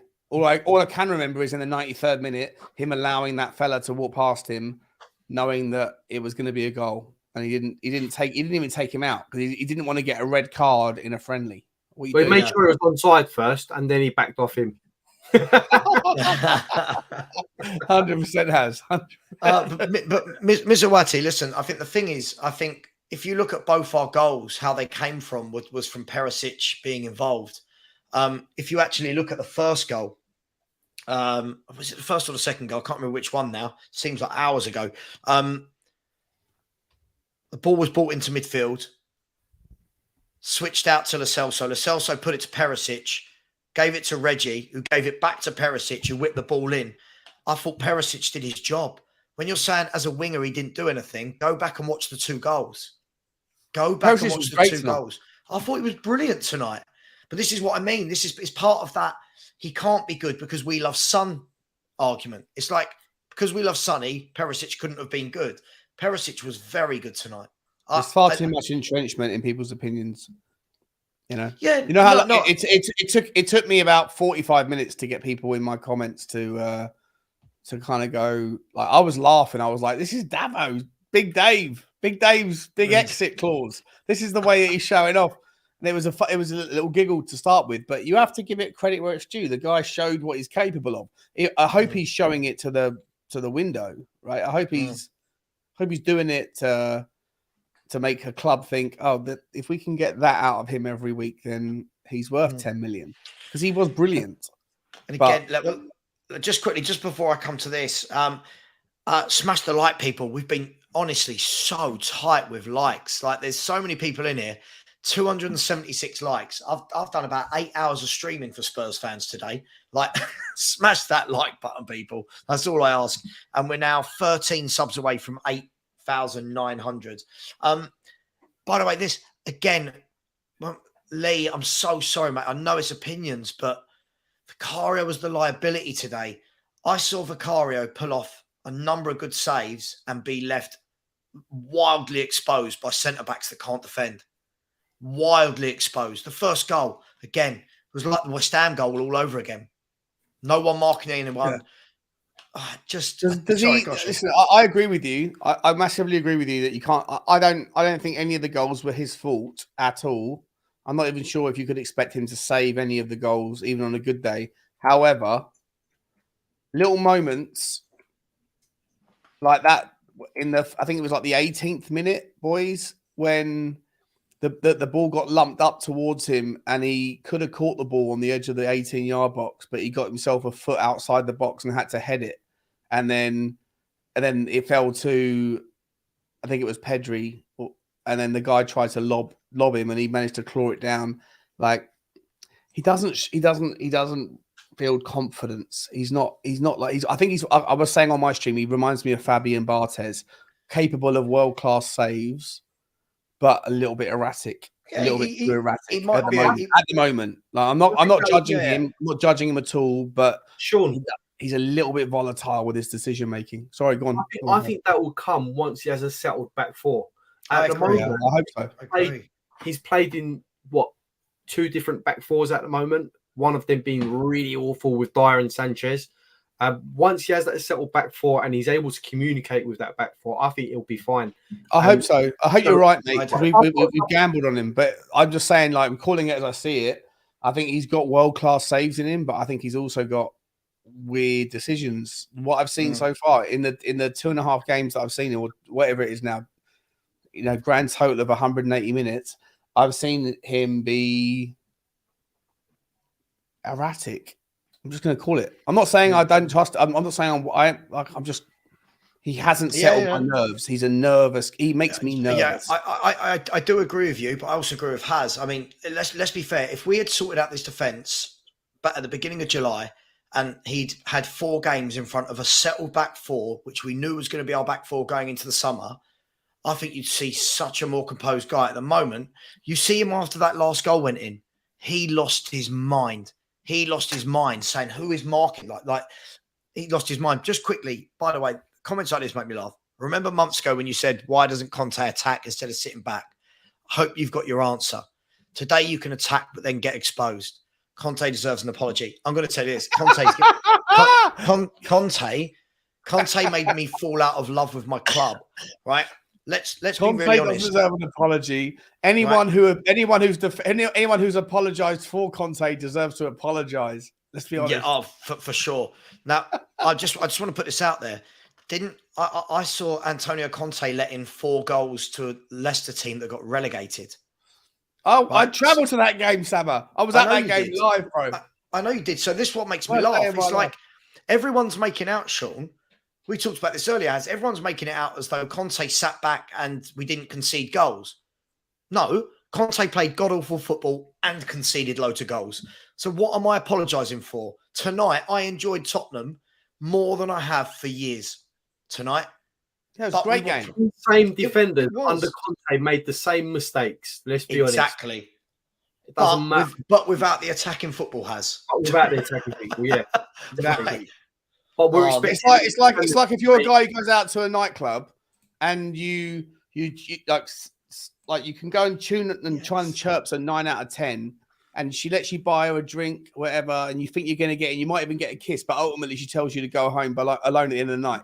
Or do you want to sit there and just sit in the bar by yourself and get rejected by 4 out of 10s? Either way, you're going home with nothing. But what would you rather remember on the night? I almost had a chance with a 9, or I almost had a chance with a 4. Conte's football was I could have gone home with a 4. Right. Ange always the 9 out of 10 story. No. You're absolutely right. Big up to Crocodox in the chat. Big up. He said, evening lads, got to ask about Dyer. Oh, why do you have to ask about Dyer? For someone who reportedly wants to fight for his place, didn't really seem too fussed. I know he isn't fit, but look, thank you for the super chat, Crocodox. What I'm going to pose to the lads is this. I think the problem is the wants to fight for his place. That's brilliant. Listen, I'd want to fight for a place to play for Tottenham. Doesn't make me a good footballer. So it doesn't. But my point is, my point is, these players might want to fight, but they're not good enough. Like you can't fight to be good enough. You either are or you're not, right? And Eric Dyer's at that end of his career now where he ain't getting better. Like, all I'm saying is, Ndombele, when he left Napoli, he said, "I want to fight for my place as well." Well, that didn't work out too well, did it? Because he's on the transfer list now. So just... Can we talk about another player, though, that is playing potentially for his space is Perisic. Another really impressive performance from him, right? Yeah. No, apparently not. Apparently he shouldn't. Sean, Mark, do you think Perisic starts over Son? Yeah. 100%. Yeah, I agree. I think. Do you know what I think? People based on the sample size of what we have, right? Like, if you want to make the argument that Sonny's done it for the last 10 years and Perisic didn't do it last year, like whatever, that's fine. It's an argument you can make. And I listen. If that's the one that Postecoglou wants to choose to take, so be it. But we've only seen 270 minutes of Ange ball, and every minute of that Perisic has been a part of, being played in a forward left wing, he's been exceptional. And if you ask the same question around Sonny, you don't get the same answer. So for me, but Sean, isn't it? Perisic is the top of the 3 of them on the left. You got if you're comparing Perisic, Sonny, or Solomon, you'd say Perisic all day long, just on the Ange ball sample size. And then you look on the right hand side and you say Decky or Solomon. I think you'd say Decky right now, if I'm honest. I don't know based on what. I don't know on what. I think Decky's so predictable. Well, maybe. Listen, I'm okay with Solomon being a consideration, but I would say in the game, not tonight, obviously he wasn't playing, but against Shakhtar, I think if you look back, you have to remember that when we conceded 3 chances against Shakhtar, we could have conceded 15 chances.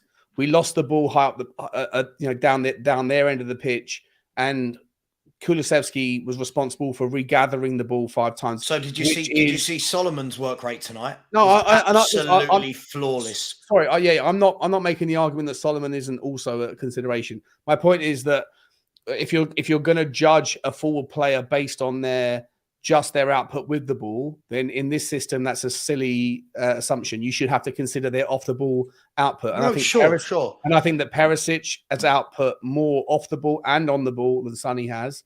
And I think you can make exactly the same argument for both Decky and of all of those 4 players, Sonny's bottom of the list. I agree with you. I think the thing is, which gets overlooked, is a lot of people are talking about Son, how he plays in a Conte Jose system, which is very much about springing a counter-attack, right? This style of football isn't about that. This style of football isn't about springing, right? This style of football is about keeping the ball, pressing, moving, overlapping. I just don't think that is Son's strong suit. But we, as I said, Sean, I said this to Haz earlier, we could be here in a year's time. Everyone will be saying the same thing. If Son has another bad year, they'll go, yeah, but it's Sonny. One more year. When do we start being ruthless and going, right, you're not playing well. Come on, you're sitting on the bench today. But Sonny was good against Shakhtar in moments. He had like 7 individual passes or crosses that were okay. What did he do when we lost the ball? Nothing. What did Decky do when he lost the ball? Yeah, Decky worked hard. He did. Yeah, right. So like, if you're making the cross comparisons, I don't know if Solomon wins the ball back quite as much. What I always draw on this. I remember Postecoglou talking when he was playing for, or when he was managing Brisbane, and he said, and I've said it 1,000 times, so I don't want to bore everyone, but he said he was accused of being a one-trick pony, and he said, I'm a one-trick pony if it comes to the formation, right?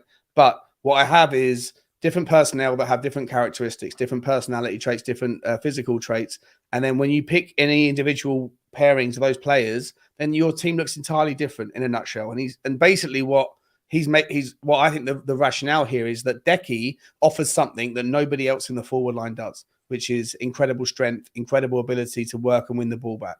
He might not be the best finisher. He might not be the best crosser.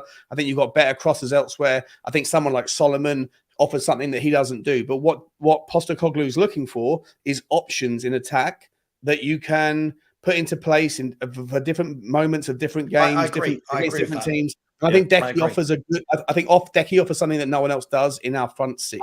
I think Solomon offers that sort of short burst of pace. Exactly. Solomon again offers something that no one else does. Decky's more suited to sort of one-on-ones, trying to beat his man and get the ball onto his left foot, because essentially that's what he does, really, doesn't he? But it's important to have both. It's important to have, and the fact that Solomon can play on the right and on the left, right? It's brilliant. Yeah, it makes him invaluable. If Ange is looking to have different options. This is my point, Sean. This is my point. This is my point. What is, like, other people saying Son should fight for it? Like, where is it? I agree. Nothing wrong with this. There's absolutely agree with this. Son can fight for his place. Perfect comment. Absolutely. But when you suggest that, people automatically go, you're dropping Son. Well, it's not dropping Son. We've got other players that can play there as well. Those same fans are the same fans, right? Not this guy, by the way. I agree with Abe. Those same fans saying you can't drop Son are the same fans now using his injury, right, last season as the reason why he wasn't good, right? But hang on. What if we had a player like, we could have played Perisic? Conte could have played Perisic in that some position last year, but didn't.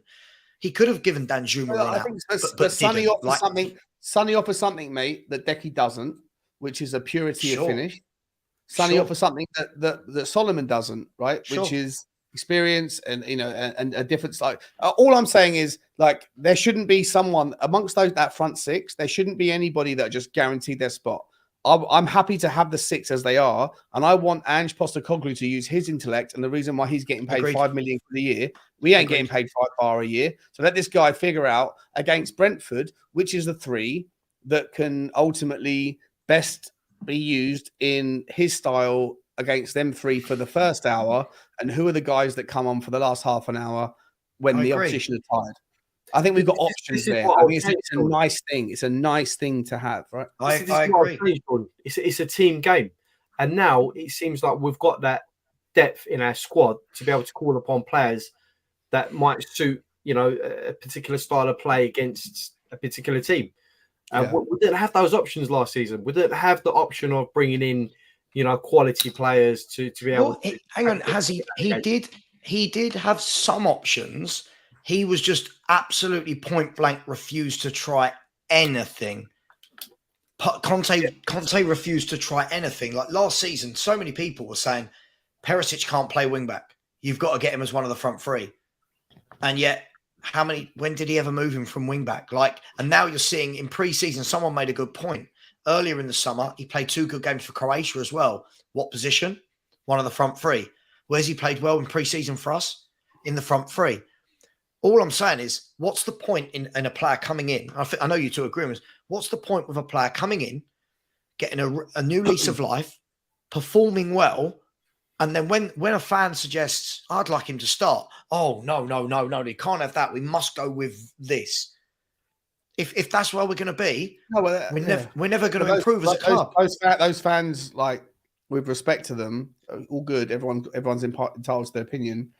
I think that I don't know, like, I feel like open-mindedness is important. Opinions as well. I mean, look, everyone's going to have their own take on it. And look, this is just our opinions on the panel, Yeah. Everyone's going to have different opinions. We just happen to agree on the panel tonight. But that's the way it rolls sometimes. Yeah, listen, by the way, just so you know, when we have these debates, the debate doesn't end with me thinking that Son needs to be sold, right? Like, I've not said he's got to leave, right? Like Sean has hit the nail on the head perfectly. Different options. I would love to think that Ange Postecoglou will look at the opponents coming up and going, you know what? Son will be brilliant getting in behind these lot. Or, do you know what? He won't get any room in this game. I need a bit more of a tricky player like Kulu or Solomon. Do you know what I mean? I would love to think that we've got a manager like Pep that knows when he's going to play Mahrez. I know he's gone now, but knew when he was going to play Mahrez versus Bernardo Silva. Very different footballers. Yeah. That's all I'm saying. I just want to see something a tiny bit, dude. It's all good. It's just football, man. It's all good. It's all good. It's all good. I'm just a bit. I'll be honest. I said to you earlier, I'm just a bit bored, Sean, of that front three. I've just found it really tiresome watching Kulu, Son, and Kane, and never ever mixing it up. I think it's really important. Honest, mate. What my question marks about the team tonight are like I feel like he's got massive headaches, and great headaches to have. But like I was sitting there during the end of the first half when we started to dominate, and I was thinking, what role is Lo Celso playing here? Because Lo Celso was coming deep and picking the ball up on the edge of the area, and then he was running and breaking and doing these brilliant 1-2s with people like Reguilon, and then coming back in and spinning it wide to the right. And I was like, is this a directive from Ange? Because he doesn't know if Lo Celso is a 10, like a Maddison. Is he asking Lo Celso to do something different because he might want him to play in the second 8? So you've got a Bissouma, Lo Celso, Maddison style. And then, you know what? As I was asking myself that question, I was also saying, where is it and how is it that Skippy has suddenly got on the end of two balls and scored 2 goals? Like, What, is this guy fighting for his place here? And at the end of it, I came to this conclusion that not only do we have an abundance of options at the front, right, where I don't care whether Sonny starts or doesn't. I'm happy for Sonny to come off the bench. I'm not writing Sonny off as a player. I think the guy's not well. I think the guy's up there. Just, time and place, position, opposition, whatever. And then I'm looking back and thinking, well, that conversation can now be had with the midfield 6. When you look at it and you've got Bissouma that plays the 6 very well, but plays the 8 better.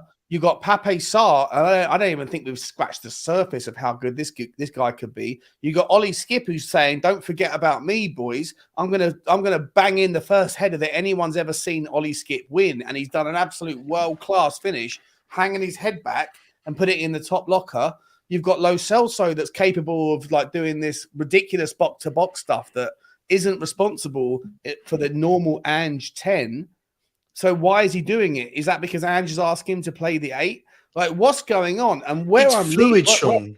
It's so fluid. Exactly. It's fluid. So this fluid. Is and where, this. What this I'm landing is the on, difference. The thing I'm landing. Sorry, the last thing I say. The thing I'm landing on is if Tottenham fans have watched this preseason and can't figure out what is the best 3 of the 6 that we have, bearing in mind we've got Bentancur who's still coming back, who's the best of them all anyway. And not only do we not know which is the best 3 to play, but in which position do you want to play the 3 that you think is the best? Because they're all capable of doing any particular thing. How on God's green earth can a competitive manager prep an opposition team? Oh, you know what Skippy's going to do. We know Sarr's going to play in this. Do you know that? Because I think that Sarr can play in the 6 or the 8. Or this advanced role. Lo Celso never been here or here. Skippy suddenly can be on the end of fucking goal. Sorry, can be on the end of goal. I'm sitting there going, I don't know who is the best 6, who is the best 8, or the best, and I don't know which version of them are playing in where. Like, it's brilliant. We have options. I agree. Here, there, and everywhere. Do you know what, Sean? I don't know when you suddenly started to become so right about everything. I want to find something to disagree with you on. But yes, Sean. Listen, on a serious note, mate, I think somebody just now, it's gone now, actually said half the problem is that we've had such rigid managers that now our thinking as fans is so rigid of it must be this 3, it must be this 3, it must be this. We've now got a manager that will show you he's not scared to mix it up, which I think is good. Some games, Son, some games, Perisic, some games, Kulu, some games, Solomon, some games, blah, blah, blah. But you're right. What he's got in the midfield there is, I think when you're playing teams that we should be expecting to beat at home, you might see Basuma, Lo Celso, and Maddison, of who we all thought, well, no, you can't have Lo Celso and Maddison in the team, but he's shown he can maybe make that work, right? Then in games where you're going to be under the cosh a bit more against the Man Cities and the Arsenals, you could put in a Sart and a Basuma and just have one of Maddison and Lo Celso for a bit more solidity. Also, what people have got to remember is, with Lo Celso and Maddison, if we go to a formation, if we go to play a team where natural wide men isn't going to be the thing, both of those two could play as false wide men, tucking in. They've both done it before. So we've got, I think you're spot on, Sean. We've got so many options. Not just in the midfield, up the top end as well. The only thing we don't really have options in at the moment, if I'm honest, is at the back line. And maybe like Rome wasn't built in a day, but I didn't see Porro give me any confidence defensively today on the right. Right. Lo Celso, I think Lo Celso looks dangerous going forward, but he looks incredibly vulnerable going back. Same with Porro on the right. Same with Emerson, this inverted thing. Like that, when it becomes a 2-3 and Emerson's tucked in, there's always space over his right shoulder. There's always space over regular. Like I think that I'm looking up the pitch and going, I don't care which version of whatever Ange wants to do up the top end and in the midfield. I like it. I think we got capabilities and we got like options at the back. I'm sorry, I've not seen anything defensively from Udogie that reassures me. I've not seen anything from Reguilon that reassures me. I've not seen anything from Porro or Emerson that reassures me. And I haven't seen a thing from Davies that reassures me. And Romero, I'm hanging on to this idea that he's the best we've got. Maybe things will change. This guy would like to disagree with you. It's the same back four thing, right? This guy would like to disagree with you. So Seeds the Fourth has said, by the way, before I read this out, actually, all the time, by the way. Yeah, he disagrees with me. Listen, there's 604 of you in here still. Smash the subscribe button, people. No subscribers for the last 20 minutes. Smash the subscribe button. It's free. Smash the like button. We should be on 450. We're on 327. But smash that like button. Let's get this in the next 15 minutes or so, next 10 minutes. Let's get that to 8,900. Come on, that's 13 of the 604 of you. People, whether you like it, whether you dislike my opinion or Sean's or Haz's, we're here putting on a debate for you. Sean and Haz, I'll come to both of you on this. Seed the Fourth has just completely disregarded all of that and said most great teams had a defined 11, so don't put much value in this. Real Madrid played the same 11 and won 3 Champions Leagues in a row, bar Isco and Bale. Now, before you answer this, I just want to say one thing. I fail to believe that for an entire La Liga season, Champions League campaign, Spanish Cup, that Real Madrid played the same 11 week in, week out. I think that is absolutely... I'm without having the facts in front of me, I'm going to call that absolute BS. You do not win Champions Leagues and league titles by playing the same 11 every game. Well, how are we going to explain Manchester City? Because they certainly rotated last season. They've got players in sort of every position you can imagine. Yep. You know, you had Rico Lewis come in. You had Cancelo beginning of the season. You've had Mahrez, you've had, Silva, you've had so many different players come in and other players come out. How do you explain that? So, yeah, I don't agree with it. I honestly don't agree with it. Yes, you can have a defined starting 11, but it's never going to be that week in, week out. No. You're going to have players come out. You're going to have players come in. So, it's amazing to have these options. For me, we've not had these options before. Look at, I'll give you an example, right? Champions League against Liverpool. What were the options we had on the bench? We had about 3 defenders on the bench, a defensive midfielder, and about 2 offensive players. Nothing to bring off the bench to help us in that game. Who did Liverpool have to bring off the bench? I implore you, go and have a look at the difference in quality for that game alone. There's other games as well. But for me, it makes a world of difference to have these options.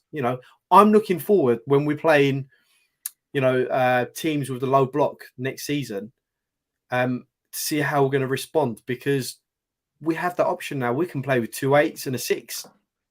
We can have essentially 2 lock pickers to try and undo those low block teams. I agree. Just quickly, speak to the fourth again. Context is very, very important in everything we do in life. Top 5 has to be the expectation. Then surely with all these options, I think the difficulty with that, being me taking this seriously, is at the moment all of the options we've talked about are in midfield and up front. None of those options help us defensively, right? And to get into that top 5, which is going to get you Champions League this year, none of the teams that get into the top 5 are as bad defensively as Spurs. So you can have the options in midfield, you can have the options up front, but if you don't have the options at the back to stop leaking goals, you can kiss top 5 goodbye. Is that fair? I mean, I feel like that's an obvious thing. I feel like people are just arguing against it for the sake of it now when they know what the issues are.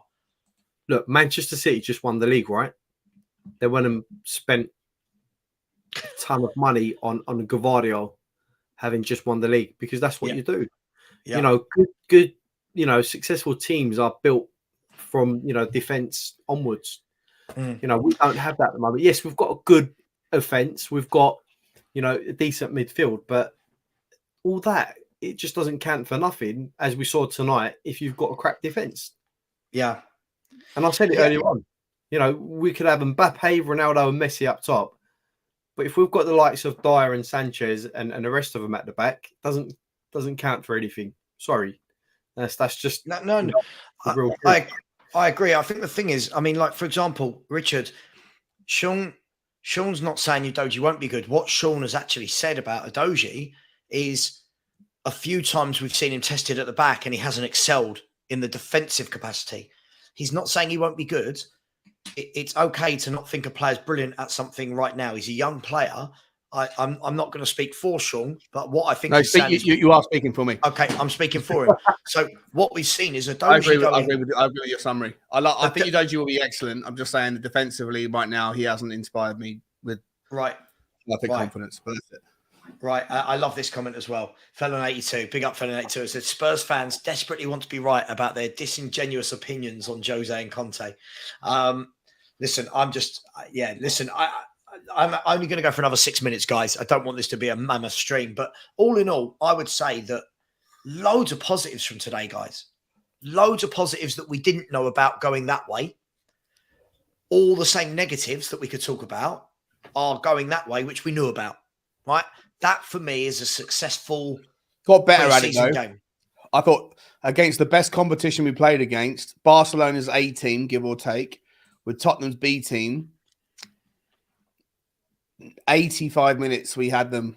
We dominated them for the majority of the game. And I think you can make the argument, if I'm entirely honest, that their fourth goal, which flatters the scoreline, I don't know, Barcelona acted a little bit petulant. They saw Reguilon was injured. They saw he was limping. They could have put it out. It's a friendly. They carried on, whatever. And the third goal, it was a great move. Didn't get a chance to see if it was offside. The final pass was fine, but I thought the initial pass might have been offside by about half a foot. Either way, whatever. The point is, we dominated that game. Obviously, Tottenham got to be tidier with their defensive stuff, right? There's nothing new there. But we were doing that with a team that was our Tottenham's B team against Barcelona's A team. I think when I started my watch along, I had like 8 people on. Just before the watch along, I said, "I got to get rid of you all. What's your score prediction?" Score prediction. There was 6 1s, 6 nils, 7 nils, 8 Same as mine. Everybody was like that. I was like within half an hour. I was like, you guys are in the mud. We're dominating this game. We dominated for 70 minutes of that match, which is, I don't know, it's good enough, isn't it? Yeah. Listen, I think. Look, I think you're spot on. We talked about this earlier, right? Everyone before the game was predicting. Not everyone, but so many people predicting you're going to lose 4-0, you're going to lose 5-0, you're going to lose 6-0, up until like the 86th minute. we could have come away with a 2-2 draw. But bearing in mind, I don't really care about the score line, right? Because for me, it was more about it's pre-season, it's how we play. You don't get any points for winning that. But we were 3 or 4 minutes of coming away from a 2-2 draw against the Spanish champions, who had all of their best players on show tonight, when some of our best players are back in England with their feet up, or Harry Kane's doing whatever he's doing with German whatever, right? And still, after the game finished, the number of people that came out with negatives, I just thought it was, overall, I'm going to say I thought it was a really, really positive performance. And the fact that he's done this made us play like that with 4 games. This is his 4th game as manager. Yeah, no, I don't want to reset expectations, because I still think that, and I've said it before, I say it again, I think that whilst we can do bits with the ball, without the ball, against a team like Brentford away from home, it all depends on, like, let's be honest, if Sanchez didn't have the best performance of Sanchez's entire career tonight, it wouldn't have been 2-1 Tottenham after 75 minutes, right? He was absolutely sensational, and this is a guy we don't want around the team. So when people say it was our B team, yeah, but one of our B team played like he was world class. So you have to like take things into context. For me, I still feel like I'm no more confident tonight than I was before the game tonight around what's going to happen on Sunday. I think there's every possibility that Tottenham could win that game 3-1, but there's also every possibility we could lose that game 4-2. Yeah, agreed. Look, for me, the bottom line we're 3 or 4 minutes away from winning our 2nd trophy of the season. If you want to look at it that way, but yeah, no, look, you've got to draw the positives out of it, right? Because ultimately, at the end of the day, it's a friendly game. It's a tune-up game, and that's what we're doing. We're tuning up the team. Ange's figuring out who he's going to play, who his best 11 is, who he can rely on, who he doesn't want to be in the starting 11. And I think tonight he pretty much confirmed who is your starting 11 has. If you're Ange right now, you've got no more minutes to see, right? Injuries aside, everyone's fit. Let's say that Kane stays and that there's no more incomings before Sunday. The squad as it is now, yeah? Yeah, well, as the squad as it is, you've got Van de Ven to play with, you've got Ash Phillips, and you've got Veliz, but apart from that, one else is coming in, no one else is going out. Who's your 11? I can give you my 11, and this will be an 11 to start against Brentford. Obviously, Vicario in goal. I'd start with Udogie on the left, simply because I think he's better than Reguilon at the moment. Romero and Van de Ven centre-back. I'd start with Royale at right-back. Midfield of Bissouma. In the 6. Sorry? Bissouma in the 6. I'd play Bissouma at the 6. Okay. Yeah, I'll play Bissouma at 6. Bissouma, Maddison, and this midfield. That's the tough one. That second 8's the tough, isn't it? That's the tough one. I would go with Bissouma, Maddison, and Sarr. Okay. Up top, I'd probably go with Perisic, Kane, and this is going to be a little bit different, but I would go with Porro at right wing. Oh, geez. I mean, we've seen him play right wing. With Royale just behind him, helping him out defensively, or either or. Haven't even seen Porro play in that spot. Even tonight, when they brought on Spence, they played Spence. Who's on mute? Me? Am I on mute? No. Haz, can you hear me? Oh, sorry, Siri come on my laptop. And I couldn't hear nothing. No, all I was going to say was interesting that you say Porro at right wing. We haven't seen him play there. Even today, they brought on Jed Spence, and he kept Porro at right back and let Jed Spence play right wing, which is a weird one.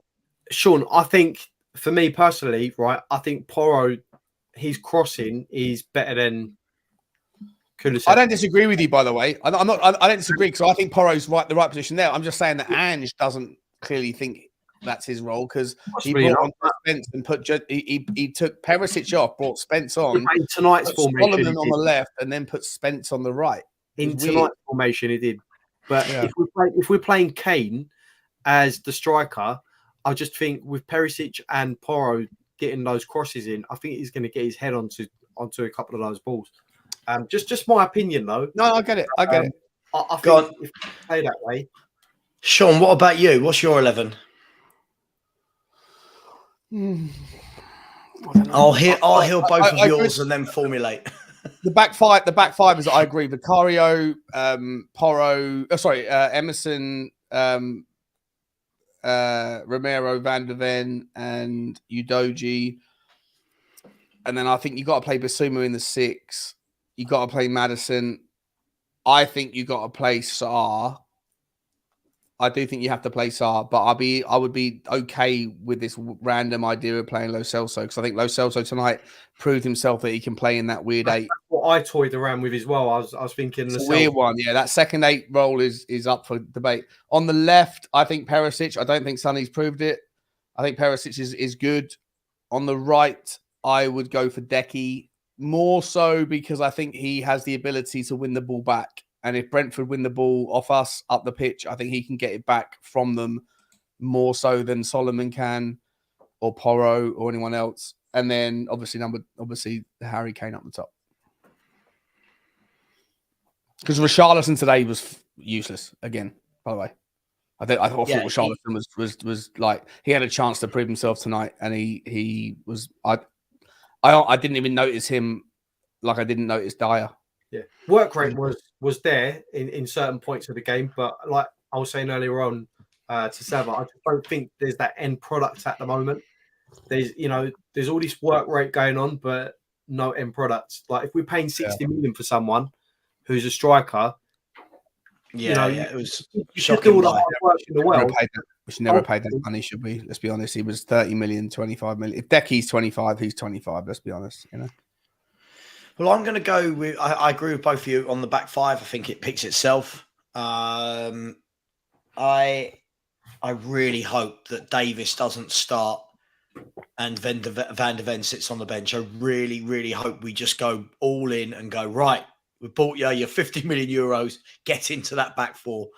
I think the difficulty in the midfield is, listen, I can't see in any way, shape, or form that he doesn't take Maddison to the game today, and then he doesn't start at the weekend. So I think he definitely plays. I think Basuma for me has to be the nailed-on player every game. He is that one amazing, player, right? Amazing. So I'm going to go Basuma, Maddison, and like you guys, I'm torn between Sarr and Lo Celso. I think if you go with Lo Celso, I think I would love that. If you went with Lo Celso and Maddison and Basuma, I think you really show your intent of this is the team we want to be. Yeah, we want to be exciting. However, I do think that against better teams than Brentford, you might be tempted to put Sarr in to add a little bit more rigidity, as we like that word, Sean, and then have Maddison floating.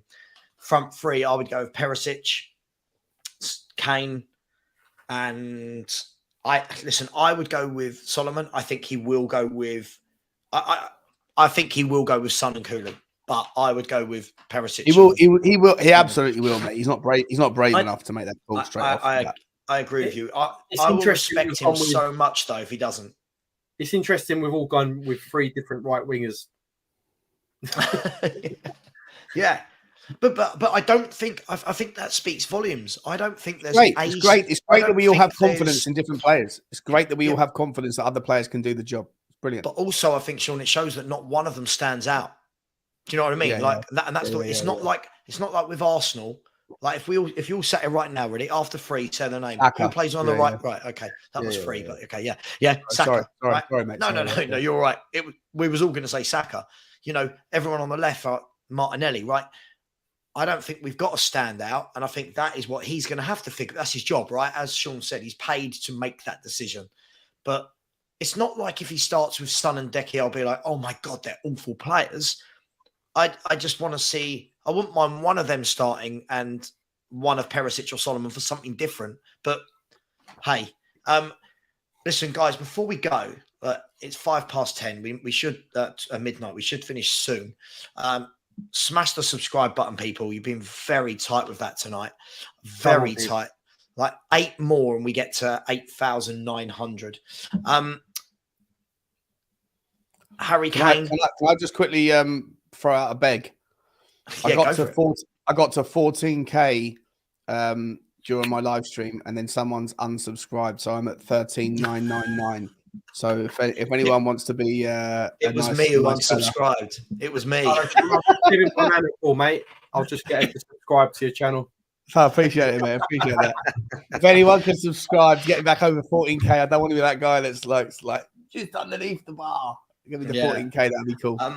Listen, just quickly, we won't go massively into depth. Thank you to the 2 people that have just subscribed. 6 more, and we get to the target for today. Look, whilst all this streaming was going on, Gary Jacob has come out. I don't know how much weight we want to put behind Gary Jacob, but he came out and said this. He said Kane edging closer to the door, and Torino set Tottenham the price for Perisic. Lots of reports have come in the last 3 hours that Bayern Munich are bidding again tomorrow. And I'm hearing different reports. A lot of them are saying the £96 million mark.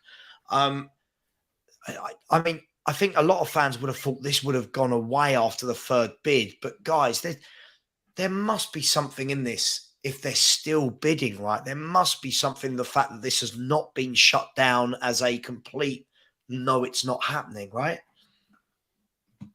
I don't know, mate. Honestly, I think I saw someone put it in my comments as well. There was one from Gary Jacob and one from someone else, another.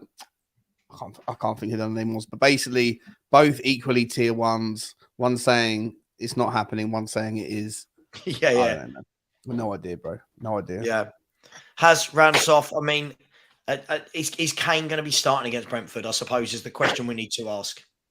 But these rumours aren't going away. It's very persistent. It does seem like even when they said we rejected the last bid, you just knew that wasn't going to be the end of it, to be honest. So I think it's at 50-50 at the moment. I am slightly worried if he was to be sold before the Brentford game, because off the back of Richarlison's performance tonight, I don't know. I would be tempted to start Sonny in that central position and I would. over Richarlison, if I'm being honest with you. But I've got a feeling 70% says he won't be starting on the weekend. 30% of me would like to think that he will still be with us. So that tells you what you need to know. Yeah, that's interesting. And just quickly, lots of people are now saying this, that apparently Man City, there you go, Man City have concrete interest in Lucas Paqueta. Talks took place with West Ham this week. Not an easy negotiation, but City have added him to summer target list. West Ham are getting ripped apart. Getting ripped apart. And also West Ham, apparently, according to people tonight, are close to the deal for James Ward-Prowse. Anyway, guys and girls, it's been emotional. It's been brilliant. It's been a long day.